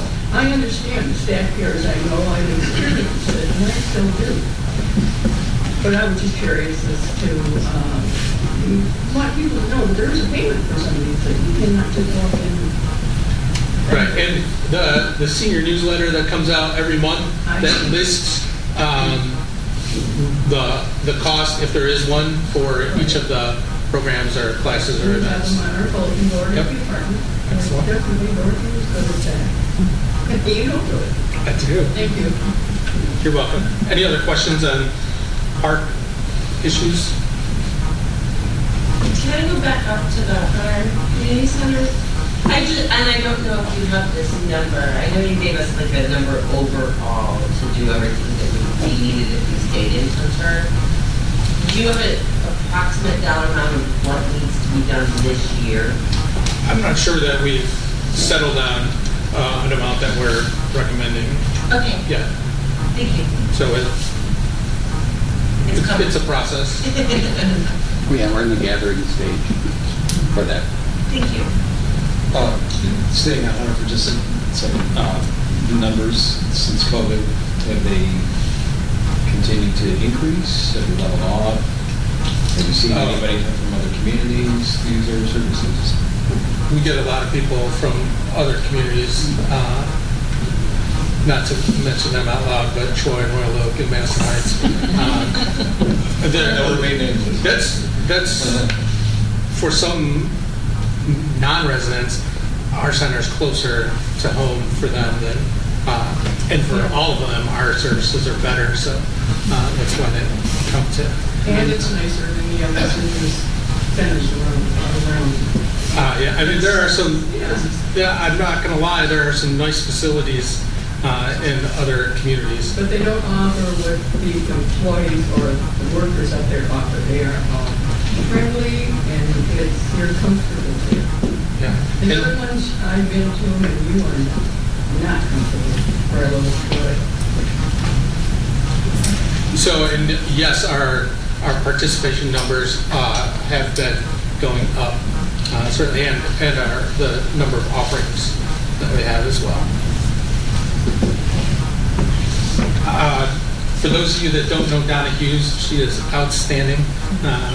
She is our new beautification staff person, so she's going to be doing a lot at the parks and other facilities around town. One more comment, because I know the building. The Lions Club used to maintain the flower box out front. Will they do that again this year? We actually have a volunteer who heads that up, and she and Donna are going to be working together on it. Okay, so the Lions Club? No, Donna. Donna, their Donna. Right, our new Donna. Okay, you're Donna. If you see her, she might not look brand new, but she's new to us. So, Donna. So, and actually, I've communicated with her about 4 times this week, and one of them was because she came and checked out that flower bed outside of Hunter, and she gave it a very high rating. So yes, so she said that our Marilyn, who's been maintaining it, has done a great job. So I'm waiting to see it in bloom. Oh, it's in right now. Or are you at the park? Which is? Yeah. Oh, nice.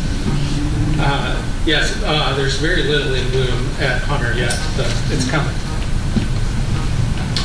Any other questions? I'm done. All right, thank you.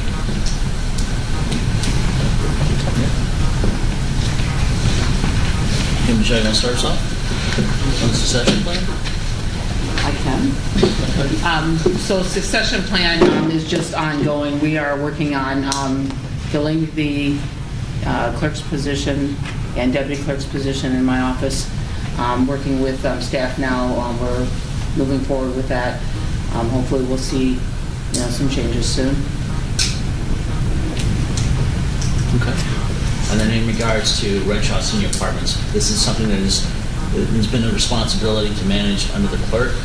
However, obviously it's gotten some attention in the last few meetings. So if we'd like to, I know that probably members of the council and the public have some comments on this. If we can go through all of the bullet points points first and then get those discussions afterwards. That's just a suggestion. But I'll turn it over to our city attorney, Lars Nushai, in regards to the legal considerations that you've received. Good evening, Madam Mayor, members of the council. So obviously this matter was before council not too long ago. Kind of how it was left off after the vote. We thought it was important, and because it is important in terms of the budget, we figured we would address it once more and for the benefit of both the council as well as the community. As you're obviously aware, the city has owned Renshaw for some time. It has aged as gracefully as it can, but perhaps hasn't kept up with the time as well as it should. And obviously that ADA report speaks to us, not just to the administration, not just in terms of dollars and cents, but also from the purview of legal compliance and liability and things of that nature. When I reviewed it and spoke with the city manager, there were some things that obviously came to the fore as far as I was concerned. The report mentions that it is not ADA compliant. I think we can all attest to that. It has no elevator, so accessibility is an issue for some of those residents on the second floor. And obviously there's a lot of deferred maintenance. And all these concerns combined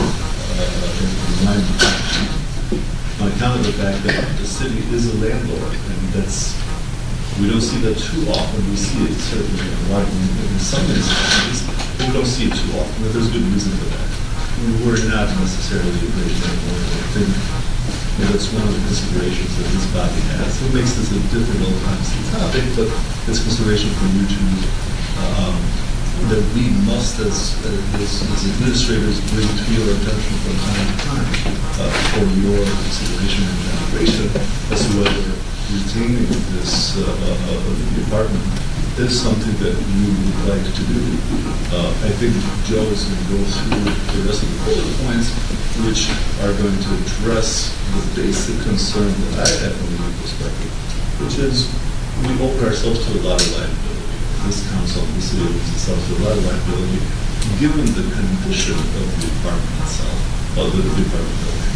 And a determination needs to be made at one point or another, sooner perhaps rather than later, with respect to what council would like to do. Do you wish to continue ownership? If so, some of those expenses that Joe's going to go through are, the deferred maintenance must be taken, must be done, must be completed, and we need to bring this to close somehow. Or do you consider something other than spending the deck, those kind of things, and give it a different direction to the ownership status? So I'm happy to answer any questions you may have, but that is, the liability portion is what guides my thinking, obviously, with respect to the fully sovereign DEW report. So the previous city manager, I shared that report back in 2018. This was an issue. It's been something that was in discussion ever since I arrived here, and I think we formulated the 2023 budget. And then, so the legal consideration is a huge one. And if you look at the ADA, the report from AEW, I want to quote on page 2, because the Renshaw apartment building was constructed around 1981 prior to the ADA's adoption in 1990. Compliance should not be required, which sounds attractive. However, due to the complexity of all the related laws and statute, it is conceivable that a judgment could be made to the contrary. So how do we mitigate that is part of this discussion. So ADA compliance, partial versus complete. So in the report, they talk about two, I think it was 103 and 104 could potentially be could be remodeled so that it's fully ADA compliant. The rest of the units, however, though, would not be able, just to their current configuration, their spatial layout, would not be able to be ADA compliant unless you were to really kind of configure all the walls collectively together. In doing so, we anticipate that you would lose one, maybe two units in the process. Per unit, that $40,000 to $73,000, that's just for 103 and 104. So that's just to give you some perspective of cost. And mind you, this report is 2 years old. 15 units, roughly doing the basic math, $600,000 you're looking at. That's not taking into consideration anything as far as an elevator. As I mentioned before, loss of units to gain compliance, fiscal responsibility to the community. If this is the direction that council would want to go, does it make sense to put $600,000 or any level of serious investment into this when you're not going to fully mitigate the ADA compliance issue? If you can go to the next slide. So, recently the county got back to us and the estimated value of that property, 1.2 to 1.5, plus, as we previously mentioned, the $425,000 fund balance is anticipated to be at the end of this fiscal year. And one thing that we have not even gotten into, but it is a realization, is that if this were to go back on the tax rolls, there would be additional future property tax revenue gains. So in conversation, something to consider is you do have, and I say this respectfully and humanely, we have 15 senior residents at Renshaw compared to approximately 2,200 senior residents in Boston. We have 14 one-bedrooms at $495, one efficiency at $465. Our property management challenges, vetting of potential residents, addressing compliance with accessibility standards. I believe you guys received some communication on that recently. And then the potential disposition timeline. One of the things that was a concern, I think, and I spoke with one of the distinguished residents that has represented many of the people in conversation, was the concern about, like, they'll be put out on the street. And we had a very in-depth conversation. I don't see, if this were to go in that direction where council said, you know, this is something we need to look at, well, the first step in doing that is to put it on a ballot. Now, when does that go on the ballot? That's determined by you. If it was as soon as November, I don't anticipate something like this, and depending on what the configuration of that proposal council will accept, I envision it taking into account two things. One, the property value that they're willing to pay, and two, the way they're going to handle the current residents. Whether they allow them to stay in for a nominal amount of time, or maybe that's just a factor of consideration as far as an offer that could be potentially conveyed to council for their consideration.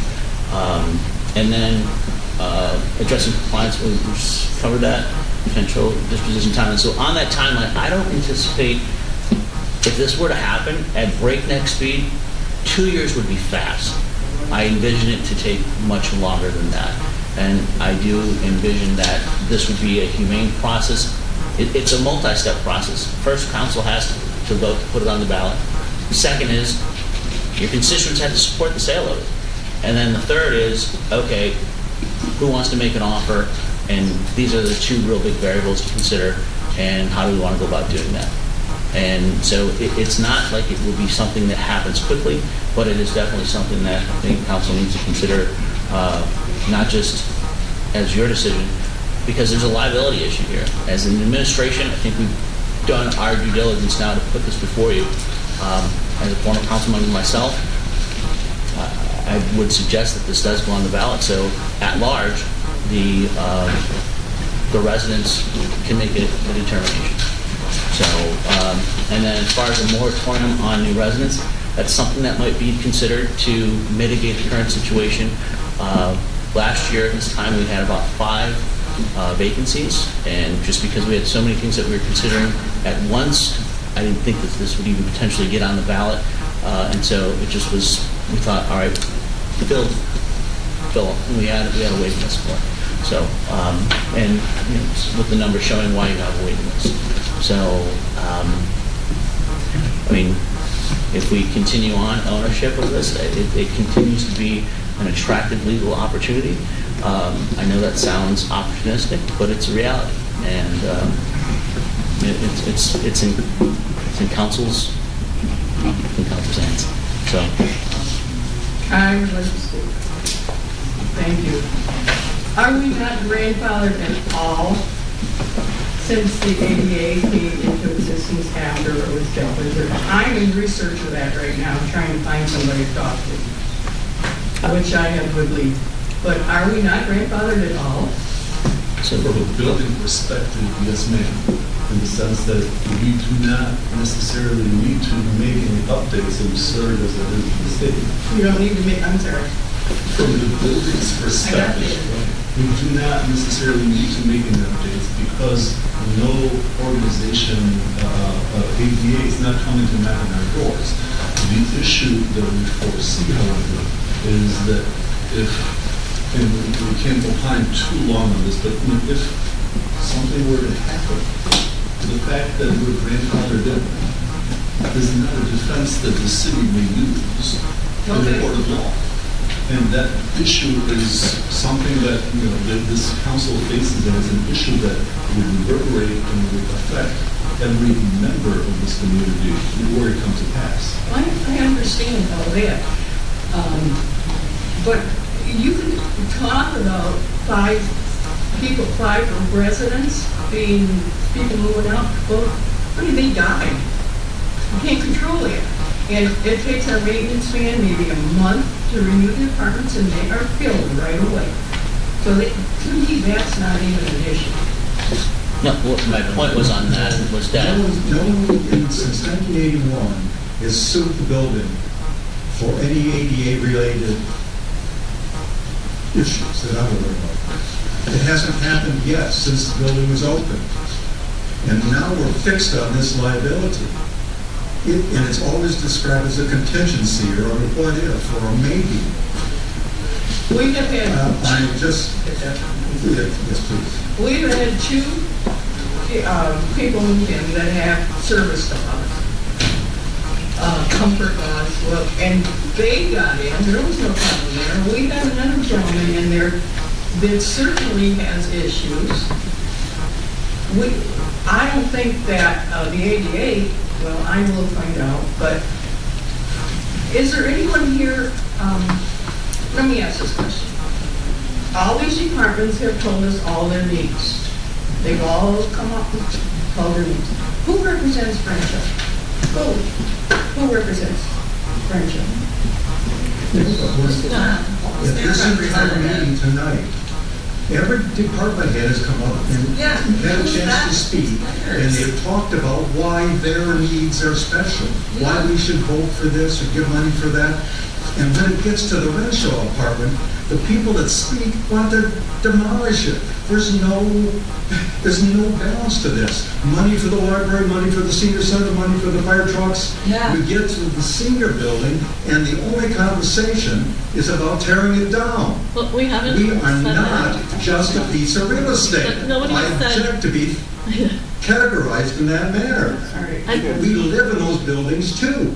We're here today, though, discussing this today because we do care about the people who are there, and demolition was really not on the table. That was a projected what if. And I know a little bit about ADA, and even being grandfathered in, if we needed specific repairs or modifications to the building, it would trigger ADA, and then we would be responsible for it. Am I not correct? You are. I am, yes. So that is a concern, because there are certain things that would trigger it and make it problematic and then essentially costly. But I think I can speak for this board, nobody's trying to do anything dastardly to any of the residents who live there. Unfortunately, this, like all of the things that have come before us today, are they're beyond the building, and they're beyond a department head, and they're actually beyond an end user because they're city-owned properties and because they affect all of the residents. That's why we're having the dialogue. That's why when it was on the agenda a few months ago, whenever it was, I couldn't support it because I wanted to have the dialogue for it.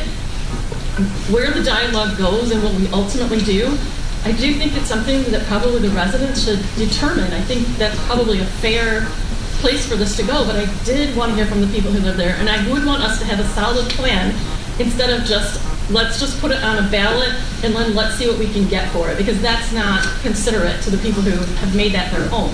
We have to consider that, and I think that's part of this conversation today. I agree. We hear all this use that happens, and yet when you look at the Renshaw, it's just about the structure, it's about the building, the size of the rooms. People live there. It's our home too. If we're all getting excited about how many people use the community center, we use our house too. There's no difference, it's just smaller. And I object that we're always categorized as a piece of real estate, an asset that needs to be disposed of, some liability that we have to head off. It's really disrespectful. Well, Ms. Moffett and I were, and I think we agree on this point, we were both on city council when this came before, 2017 or 18, when Mike brought it up, he was acting city manager. Actually, when he was city clerk, he had a real concern about it, about the liability, not even liability, the viability of keeping that building and doing a good service to the people who live there, not just having a place where they can live. $495 for an efficiency, or $495 for a one bedroom, $465 for an efficiency. I'm gonna bet that's not easy to get in this area or many other areas, right? It's not, but I know the problem's bigger. Taxes being paid on that building, so that would mean, if you're going to do fair market value, that would mean that the rent should be less, because the city doesn't pay a bit of property tax on it. So, like the rental across the street, they pay property taxes. So yes, definitely the rent's going to be higher, I understand it. And anyhow, we don't want your sympathy, we just want what's right. It's not about sympathy, it's about doing the right thing, and I think that's what we're all trying to get here, is to figure out what the right thing is. So, we go from being a piece of real estate, being people, it's true. Sorry, apologies. Maybe if you're going to speak, you should come up here so that it can be captured, because I don't know what's going to be picked up. Don't be nervous. But I think it's a good plan, because I'm having a hard time and I'm sitting this close to people and we're taping. I don't know what you guys are picking up. Can you hear all the voices? It would be better if they went. That's what I was thinking. Because this is what people are listening to. This is why people are going to tune in. This is important. You guys said it yourself. You're important. I just want to make sure it was captured. It's not for punishment. It's to ensure. I understand. And you need to turn the I'm lights sorry. on. It's not personal. Although what you have to say is important. Finish so, watching. make sure that's on. That's on, the mic needs to be on. Thank you. The fabulous last season of the city council meetings through the night and this morning. And one thing I'll say is that it's a little alarming to me how quickly we've gone from residence in perpetuity to for a nominal amount of time. There's a step there between those two things, and that happened real fast. I believe you're probably referring to a comment of council member as opposed to position of the administration. Fair enough, but we're also talking to council tonight. And what you've said is nominal. And what council has put forth several times is words like in perpetuity, which would be a significantly longer amount of time. And it's alarming how quickly that has happened. So we're rushing this to a ballot, which I realize you need, because you can't make any decisions without it being approved by voters. So that we can talk about whatever we want tonight, but until the voters give you permission to sell the building, it doesn't make any difference, and I get that. But you're trying to reassure the residents that they're not going to be out on the street, and that they're not going to lose their home, and that you're cognizant that they're living their lives there. But you're trying to get this onto the ballot as quick as possible so that you can get that answer and can you do this. And you're going from in perpetuity to for a nominal amount of time. And I understand why you said that. Because in perpetuity, while nice, it's probably not realistic to actually get a deal. So I get why you have to say it. But I think it's more frightening to them the speed at which you're trying to move. And I realize you made a point earlier of trying to say, I don't think that this is going to happen fast. We're looking fast within 2 years. 2 years is the blink of an eye. I mean, 2 years goes by real quick when you're talking about people's lives and where they're living and having to worry about that. And I think that what you're trying to do is reassure them that they're not going to be out on the street. Slow down a little bit. I mean, you want to do your budget stuff, and I know you need to ask the question to even be able to move forward and get more information. But slow it down just a little, so they have time to catch up. That would be my request. Yes, I think, Could you please go to the? yes, thank you. Podium? Thank you. I'll say again.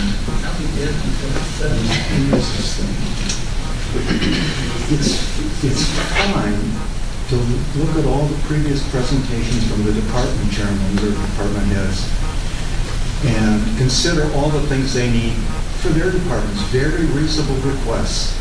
But when it comes to the Renshaw, we're jumping into, it becomes an asset. We're the same people that are happy at the senior center when you love us there, but when we're in our home, we're a liability. It's not, mismatch is startling. We're all getting funny until we come to our home. Love us at the senior center, downtown day, car show, all of these things. Glad to have seniors. Boy, are we great. But when we come to where we live, it's just the building, and we can't have this hypothetical liability. Everyone's afraid of something that may happen in the future. It hasn't happened yet. And putting it in perspective with your own homes, do you live in that kind of discomfort of the paper boy's going to fall off the steps or someone's going to slip? How does any of this make any sense at the human level? It's all fine as a real estate investment. We can see the equity and we can see the fund. But I listened to guys talk tonight. We've got ARPA money. We've got grant money. We can find all this kind of money. But when we get to here, suddenly we're a liability. We're just a darn asset that needs to be disposed of. It's not very warm-hearted. Not the city with a heart. Thank you. Anybody else? So you mentioned me, that I was part of the decisions that were made when Mike Smith was here, and so I just want to remind everyone that the reason that we decided not. Can you guys also go up to the mic so we can hear you? This is Mike here. We have a mic, we're mic, where you guys aren't. Oh, can you hear me, or do you want me to turn on to you? Yeah. How about I stand right here and say my piece? At that time, we decided not to take any action because at that time there was an acknowledgement that there was a promise that the city had made to these residents when they signed their lease. Some people sold their houses to move into these apartments. So the people on council at that time were cognizant of it. And I think that, in my opinion, speaking for me as a council member on the council here, I think we need to be cognizant of the human factor with these people. And perhaps we let, as the apartments go empty over time and not fill them so that we're not displacing anyone. I mean, we need to think of, the point is well taken. We need to inject a human aspect into how we deal with this, and it's not just numbers. There's really people's lives, and there's a promise that the city made to these people when they signed the lease. Like I said, people sold their houses to move in. So it's just something for us to consider as we move forward. My thoughts. Is there something in the lease that allows, I have been with the city since before the building was built, so I've been here. I'm not aware of any promise in any lease. It's not in the lease. I know that the building was built to help support our senior residents. That's what the reason was. That's probably why it got the name of senior apartments. I'm not aware of a promise. I don't know what you're referring to because I've never seen that. I mean, I'm referring to an implied promise that you will have a home. It wasn't that it's going to expire in 10 years, that it's going to go on to, into perpetuity. No one's ever talked about in 20 years it's going to go away. It was something that was purchased by the city. And like I said, people sold their homes to move in there with the understanding. And I'm not certain of that fact either. I mean, people probably did have homes. I know for a fact the people on the list, well, I don't know people's personal, I'm just going to say the people on the list obviously were living somewhere when they came to the list, and when they moved in, and we still have people on the list that aren't willing to give up their home yet. They still have homes, and they're on the list. I know that, because they're just not ready to sell, or they're not ready to move out. So that probably was the intent, is when I get ready to sell my home, I'm going to move into the apartments, or when when one comes available. So yes, that's probably the case. I say we, I'll speak as the clerk's office, have managed that apartment since day one, and it wasn't necessarily by choice because we are far from property managers, and I'm going to say that sometimes we had to deal with some trying issues. It happened, it came up. We did the best we could, we kept the list according to those that applied, and we did our best to keep the apartment filled. That is what we did. I'm just going to say, I am not in no way, picking or choosing. I'm just saying that if the council decides, now back in 2018, the council chose not to consider it.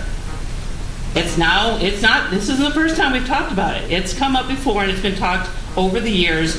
The file's still there and it's probably about that thick because they've talked about it. So I think that it's come up again. It's up to this council to decide if they want to put it on a ballot, not to sell it, not to demolish it, but to put it on a ballot to see if the residents want to sell this property. Period. That's the question. Not what's going to happen with everybody that's there.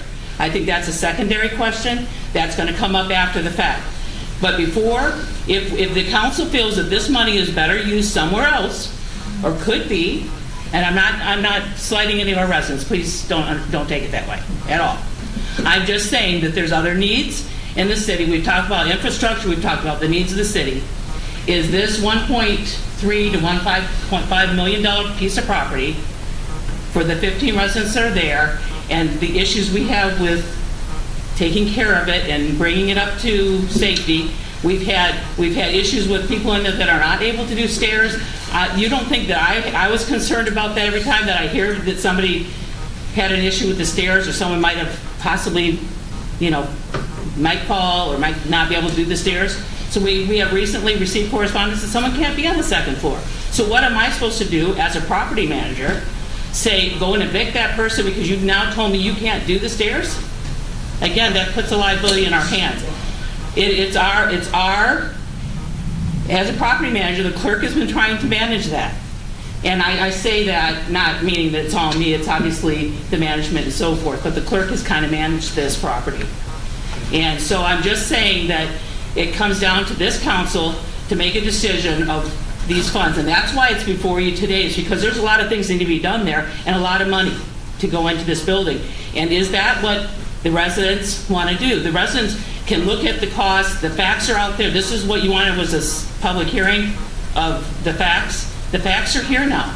Do you want the question to go before the voters to say, yes, sell it, or no, keep it? If they say no, then we move forward and we have to do what we have to do according to these costs, because you're going to have to still do those things. So that's where we're at right now. It's not to go fast, as you said, it's not the point. But if we don't know what the voters want to do, if the voters say no, then the property has to stay in the city's, in the city's hands, because that's what the voters say. That's the way the charter's written. You can't sell property, can't get rid of property without a vote. So this is the question right now. Is that where we want to go? And it has been it's been on the books for a long time. It's not new. And so I just want to clear up a couple of things. I'm not aware of a promise. I know that people sold their houses and moved in. I do know that. That's obvious. And I do know there's some people on the list that still own homes in Clawson living here and have chose not to move in. So again, the quickest that you can estimate that once it goes on and is voted, if it is voted to sell, we're looking at the quickest to be 2 years. That's not a guaranteed time. You control that, council. Council controls that. Yeah, I was just saying it could take 10. Right? I mean, council controls, it gives you permission to proceed. It doesn't compel you to necessarily proceed. But it's on the table that we could do it once we get a permission from the residents. And I'd like to go back, I don't know if you can or not, the previous slide on what the cost would be for 103 and 104. And I look at that per unit, $73,000 potential. I don't know if we could guarantee $73,000 to give to every resident in this city, because that would be close to $1 billion that we could have that money dedicated for that type of thing to get to one individual. And that's the thing that concerns me, that where's the fairness throughout the rest of the community? And that was what the equity commentary was in regards to 15 versus 2,200 seniors. May I have a few minutes? I have lived there for more than 12 years. No major improvements have been made. Our apartments do not stay empty for a long time. As Tim gets in there and finishes them off, normally they are rented right away. So we're not looking at empty apartments. But you guys, I believe it's peripheral vision.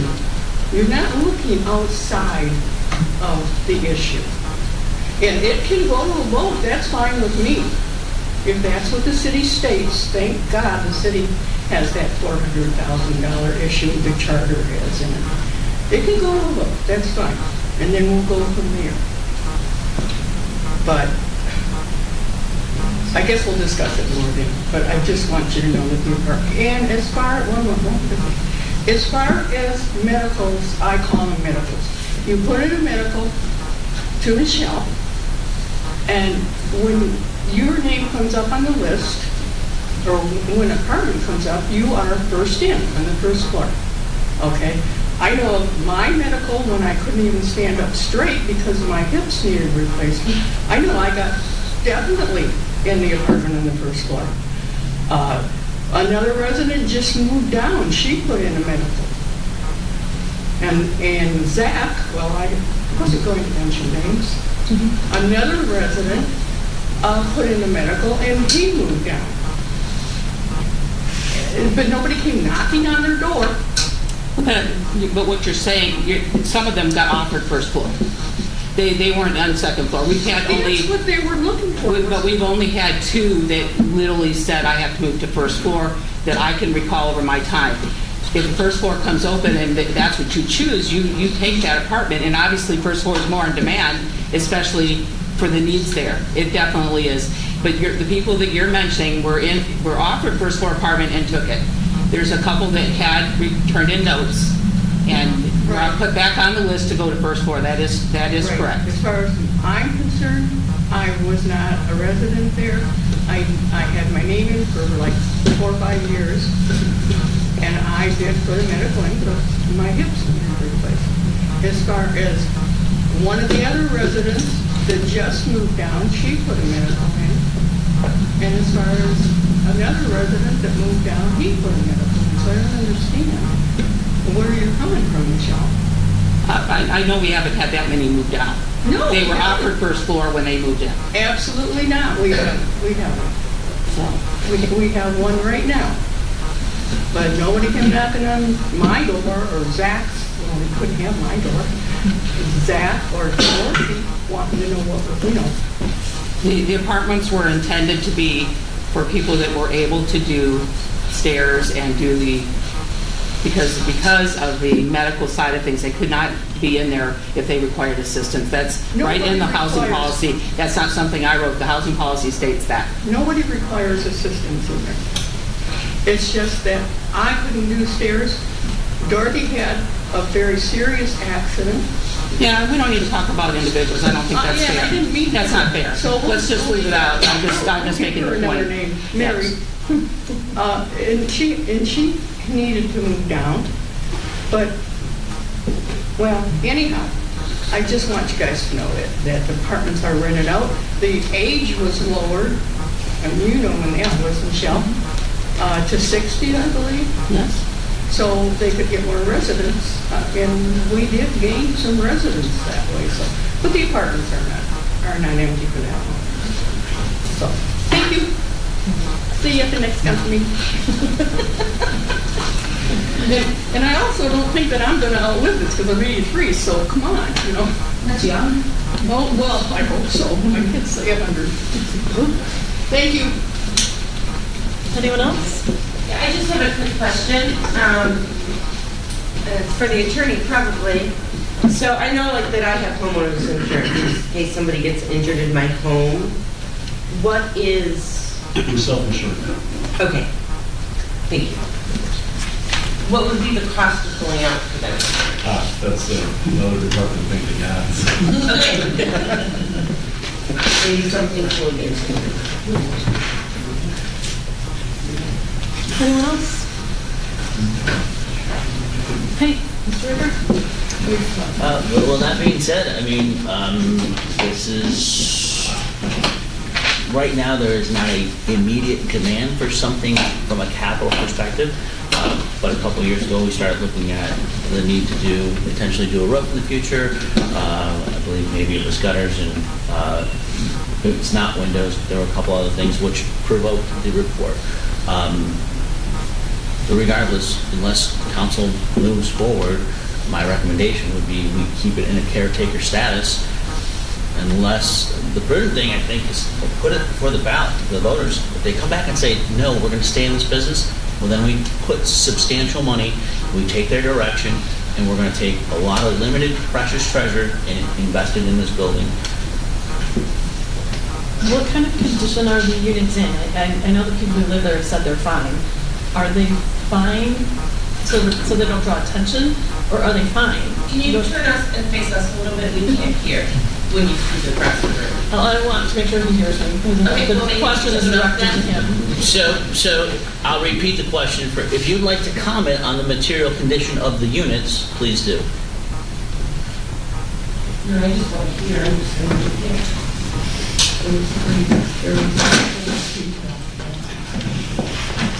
So every time, my understanding, Michelle, maybe if Mr. Blank, you want to speak to that? When you ask about the You wanna cover material that? condition, what is your question then?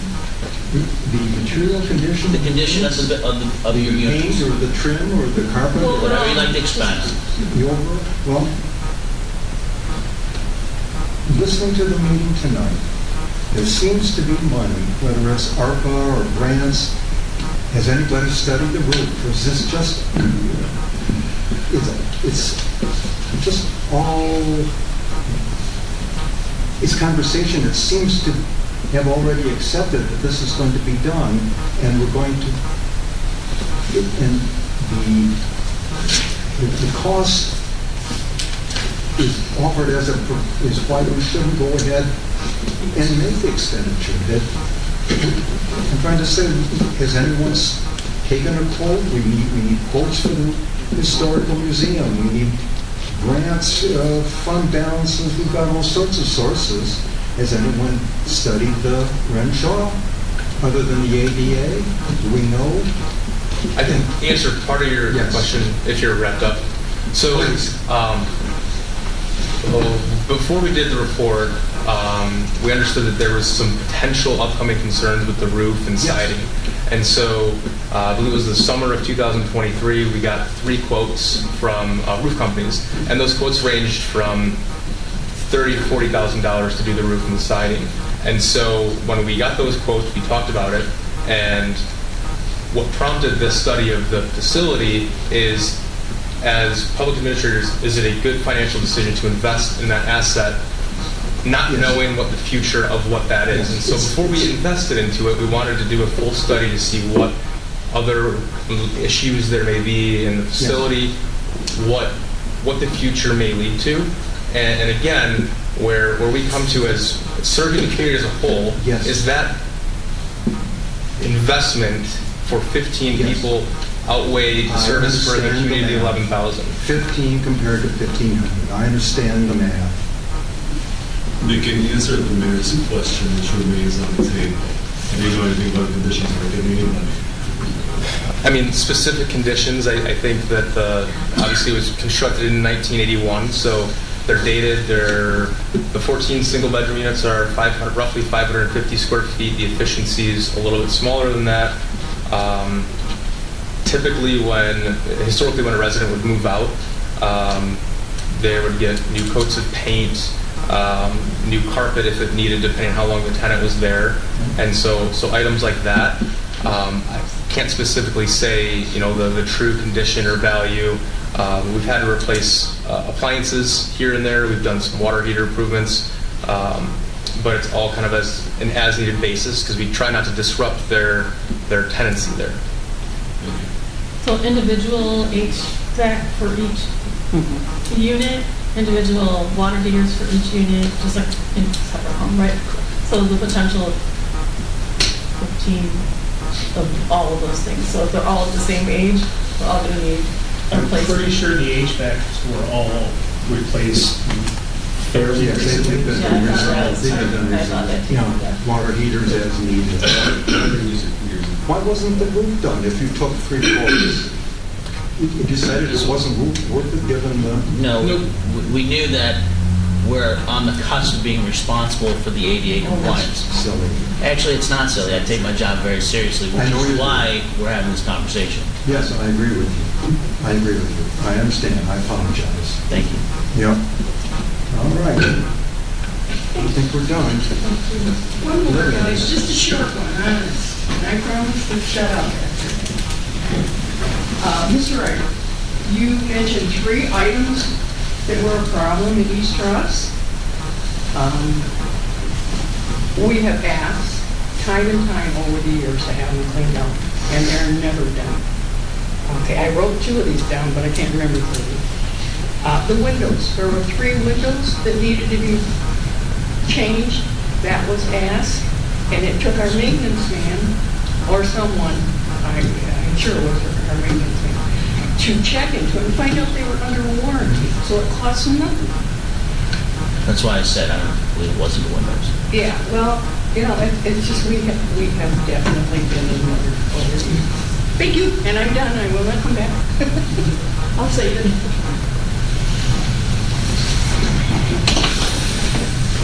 Anyone else? Can I just make a quick comment?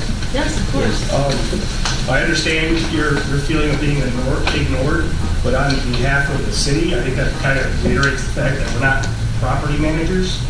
So we run into issues where there's a lot of times that DPW is asked to do certain things there that we just don't have the capability of doing. I know that there is a paid maintenance man there that he is very limited on what he can do. So there is some limitations on what the city can do. You guys actually replaced my garbage disposal, I know, you were very nice. Very nice. We're capable at certain things, but when you start talking about re-roofing a building, it's not something that Well, I understand. No, I said I shut my mouth. Go on. Hey, go ahead. If there's no other questions, we'll move on to the next slide.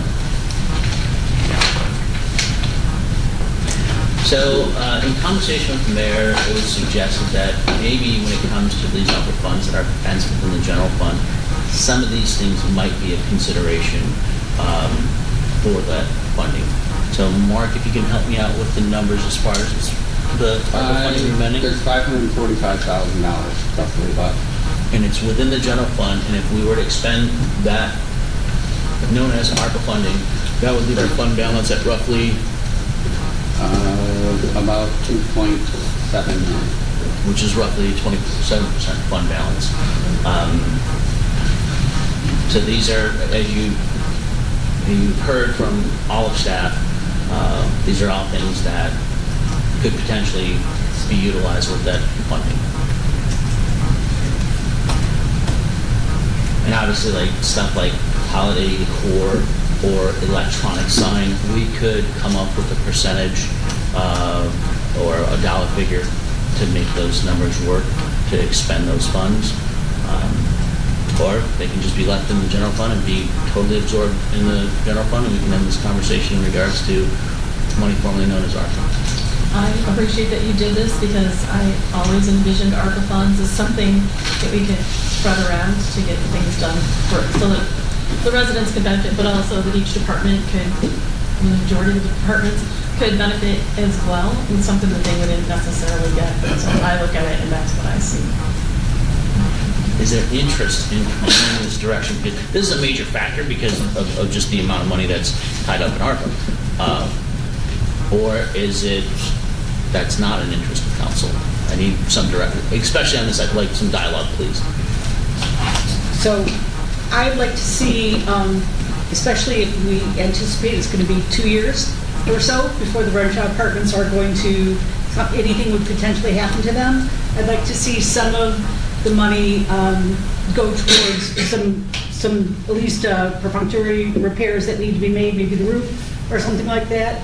You know, we talked about how the ARPA funds should be, used for caring for one another was my perspective. You know, the COVID, one of the lessons was we need to care for each other. So I think that some of it should, we can't, Nick, you talked about, we looked at the roof 3 years ago and it was put off at that time.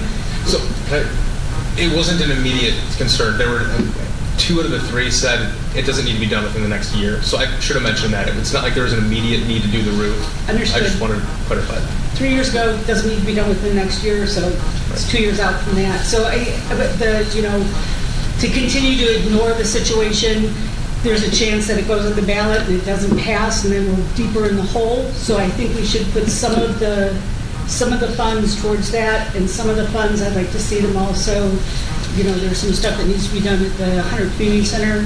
We have a lot of seniors who are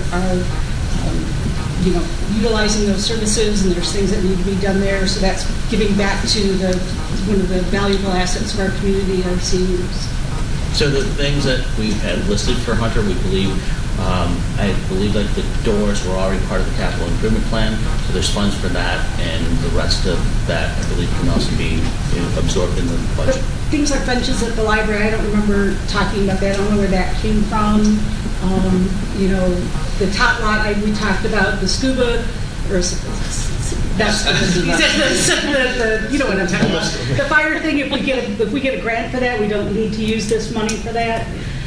Security cameras, I don't remember that being mentioned in any of this stuff, so I'm not exactly sure where some of these items came. You said it was conversation with the mayor. I think we need to have a conversation, maybe, an agenda item so that we're all talking about what the ARPA funds should be used for. And then it's an opportunity for the community to also speak during public comment about what they would like to see it be used for. I think it needs to be just a general topic that we all talk about. We actually didn't have a conversation, just for clarification on the specifics of this. It was basically the whole spreading the wealth of the dollar, which I've said since day one with ARPA, so that was it. I was just commenting, because his comment was conversations with the mayor, we came up with this list, so I just... No, it was this idea, wasn't the list itself, it was the idea of approaching it this way. So I'd like to see it on an agenda so the public can come and talk about what they'd like to see the funds used for, that we all can bring our opinions for a greater discussion, because some of these things, like I said, security cameras for the park, I don't remember that being mentioned in the I believe that was involved in last year's conversation in regards to the police, and it'll come up more in the CIP. So I've had residents have asked me if they could have some input in what the use of ARPA funds would be. Preferably I'd like to see extension for library hours, but then we'd probably use those funds it wouldn't be forever, right? It would be a time where it would be ending. But that's just because of the library, and I'd like to see those services expanded.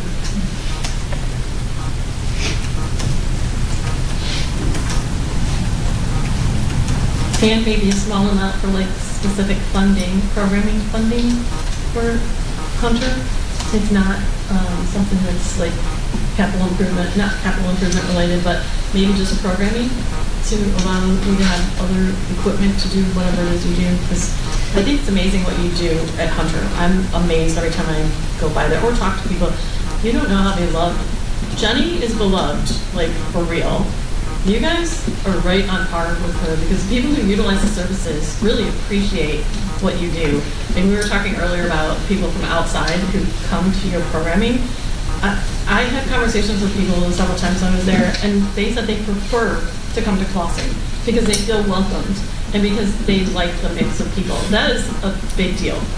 That means you create that environment, and that's because what you're doing is working, right? You put a lot of effort into it. If you go over there, both of these guys are running around with their heads cut off, basically, because people who are there love them and want to have conversations, and yet they're trying to, get something done with really small staff, which is what all of you guys do, get stuff done with small staff. And I think the ARPA fund should be stuff that make what you do a little bit easier, or at least enjoyable for a pop of something. I would love that. That actually would be cool, something that we normally charge for, if we offer it for like 6 months at no cost or something like that through the ARPA funds, like this is brought to you by our ARPA funds, you can take the, cherry over or something like that, whatever is normally a cost, have a period of time when something's offered at no cost through the ARPA funds would be an interesting use that the community could all benefit from.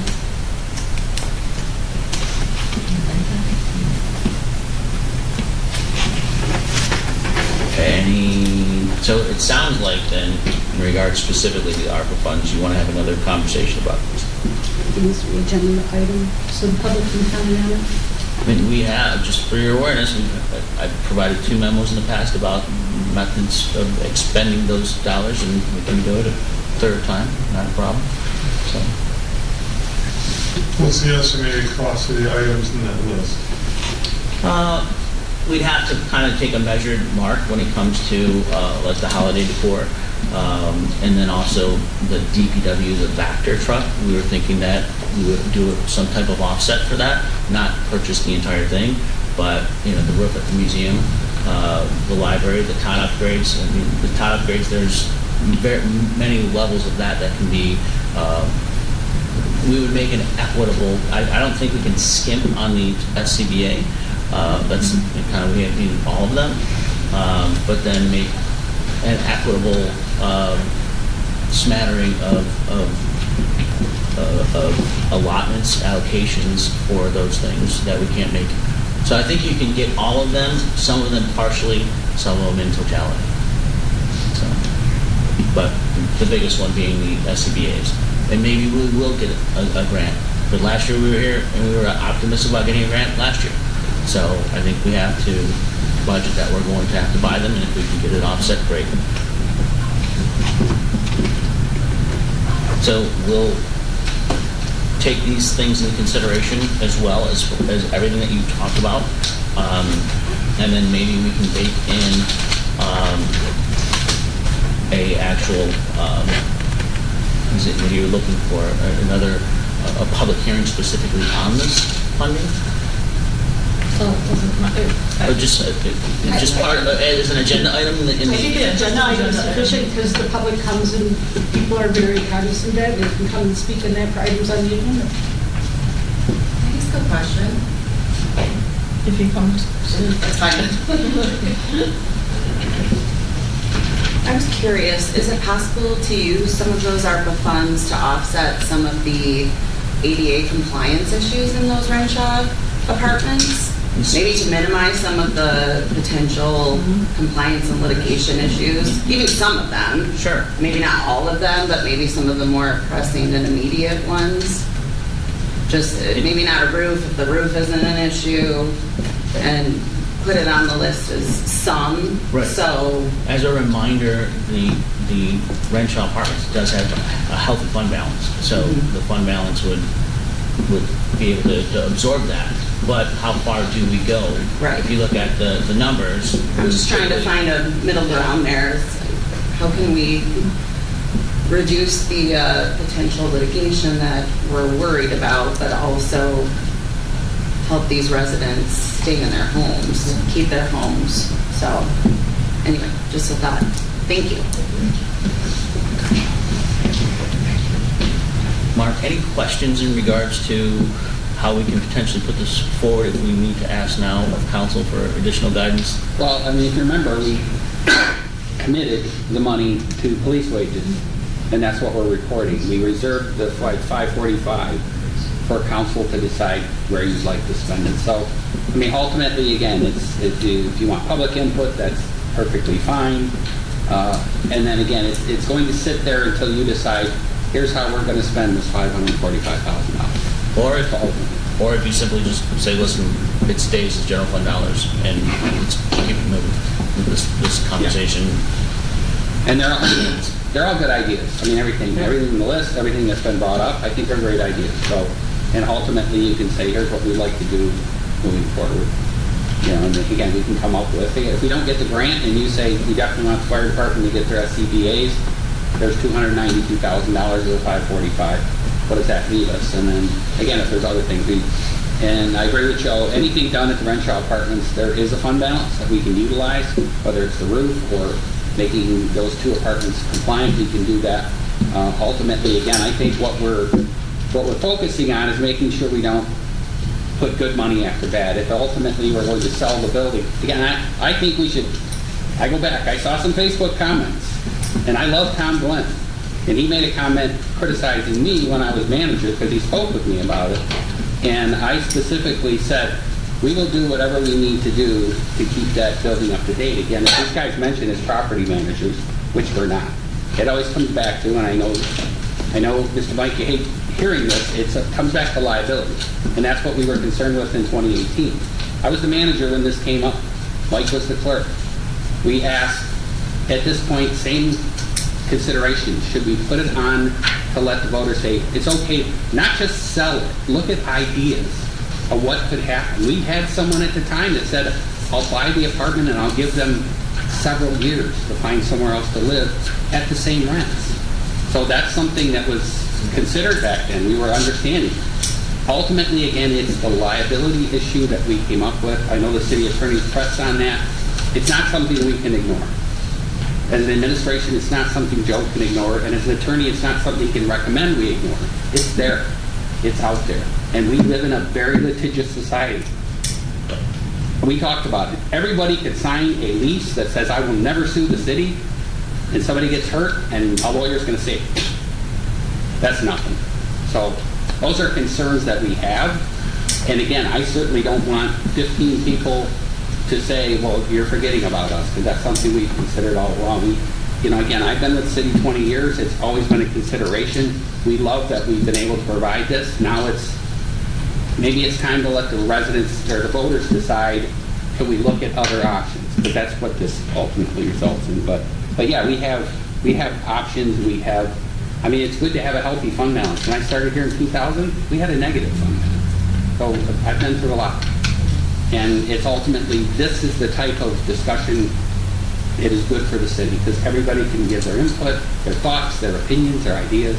Ultimately, come to an agreement. Not everyone's going to like, but I think the majority of the people will know we did our due diligence. That's always our bottom line, that we do everything we could in what we believe is in the best interest of the city. So, Well, thank you for being part of the several teams that gave us a healthy fund balance. Appreciate that. So is there any, for us to go back and put this together to reach the concerns of council? Any questions that you may? No, I did. Okay. Got our marching orders. I think we can. And then if I can just say, I would love for council to consider having an open meeting or a public forum or whatever to discuss this with the residents. I think that the city, the people that live here have a vested interest in how our funds are spent. And it would be nice to have a forum where we could all discuss that. Okay, excellent. So this is the draft capital improvement plan. And you see highlighted, it's currently this year's. And then going forward, if you remember back in 22, 23, we actually had road improvement projects that were part of the capital improvements plan. Thanks to the voters, we are focusing on the large equipment acquisitions over the next 5 years. And you'll see that some of the projects from 25 will end up rolling over into 26, or they will be potentially reappropriated, such as, depending on the fire department's situation, they do have an allocation for, I think, $25,000. That's something that we can work out internally that may be considered for SCBA's. One thing I'd like to have some housekeeping here is in regards to the Planning Enabling Act. So here it says capital improvement programs of public structures and improvements, preparation basis, section 6.5, further to further desirable future development of the local unit of government under the master plan, the planning commission, after adoption of the master plan, shall annually prepare a capital improvements program of public structures and improvements, unless the planning commission is exempted from this requirement by charter or otherwise. The otherwise is what we have been doing, and I wanted to point that out to council because this is not something that needs to go before the planning commission. So if the planning commission is exempted, the legislative body either shall prepare and adopt a capital improvements program, which is this, separate or as a part of the annual budget, which since I've been here, it has been part of that. In my previous service to other communities, I was taken aback how this went before the planning commission before. The rationalization to some extent that I kind of accepted in the first year was that we did have some road improvements on there, but still that's not a planning commission consideration. And then additionally, in the following years, there was capital improvements, there was acquisition of equipment and things that just are not in the scope of the planning commission. And so after further scrutiny of the Planning Enabling Act, and what we did last year, we did the exact same thing we're talking about this year. We talked about all these items that are on here just about for the capital improvements plan. And so therefore, since the practice has been to put it in the actual budget, that this would not go before the planning commission. And if you have any questions on any of this. So we've done it in front of planning, or planning has been part of the process? No, sir. So, Previously? Well, previously, to my understanding, they weren't. And so when I first got here, in fact, when I saw that it was going on the agenda, I was like, hold it, why is this even happening? And so this is something that I think was a holdover from previous mayoral leadership and through coordination with Gibbles Webster. It was something that was done that year at a very hefty cost, and then we did it internally since then.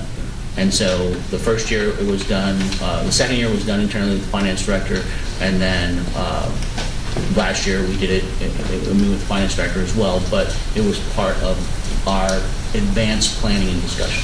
So, yeah, I want to make sure that this is the appropriate venue for that discussion, for this. I believe it is. I ran this past the city attorney. This is a voting meeting, so yeah, absolutely. I don't necessarily, I don't know if it does require a vote.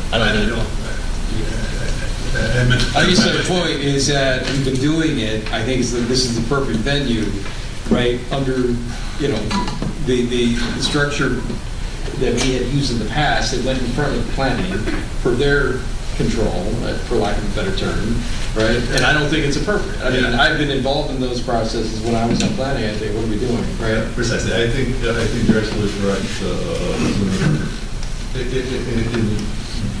It creates a duplicated process where one entity, which has nothing but the ability to talk, seems to have, by design, been controlled by the other entity, which is this body, which has obviously pursuant to the charter, legislative power, financial power, authority over the purse, everything to make that happen.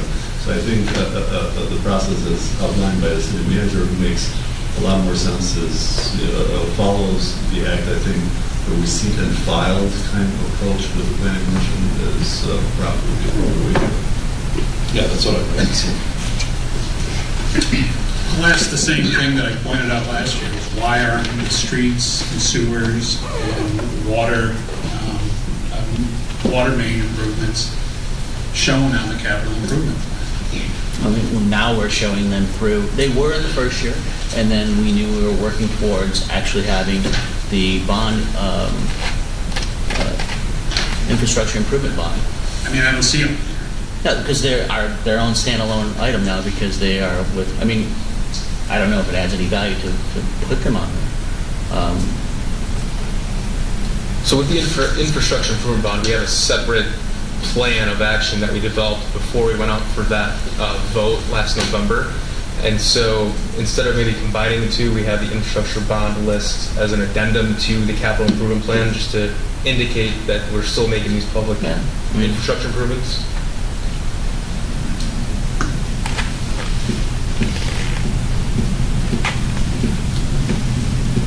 At the end of the day,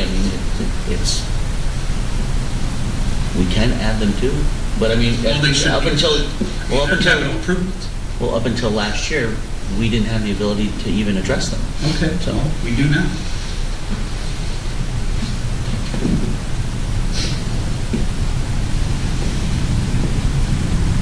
Any questions? That's pretty much it, Council. Anyone have any questions? Good answer. Then we have one more opportunity for public comment, should anyone be interested in public comment. Good answer. Then would someone like to make a motion to adjourn? And thank you everyone for your participation this evening. We appreciate all of the staff who had a really long day and all of the council who also had long days and all the public who came out today. I move we adjourn. Councilmember Shepherd? Yes. Councilmember Anderson? Yes. Councilmember Biancoski? Yes. Mayor Milan? Yes. Mayor Pro Tem Moffett? Yes. Thank you, everyone, and a safe evening. Well done.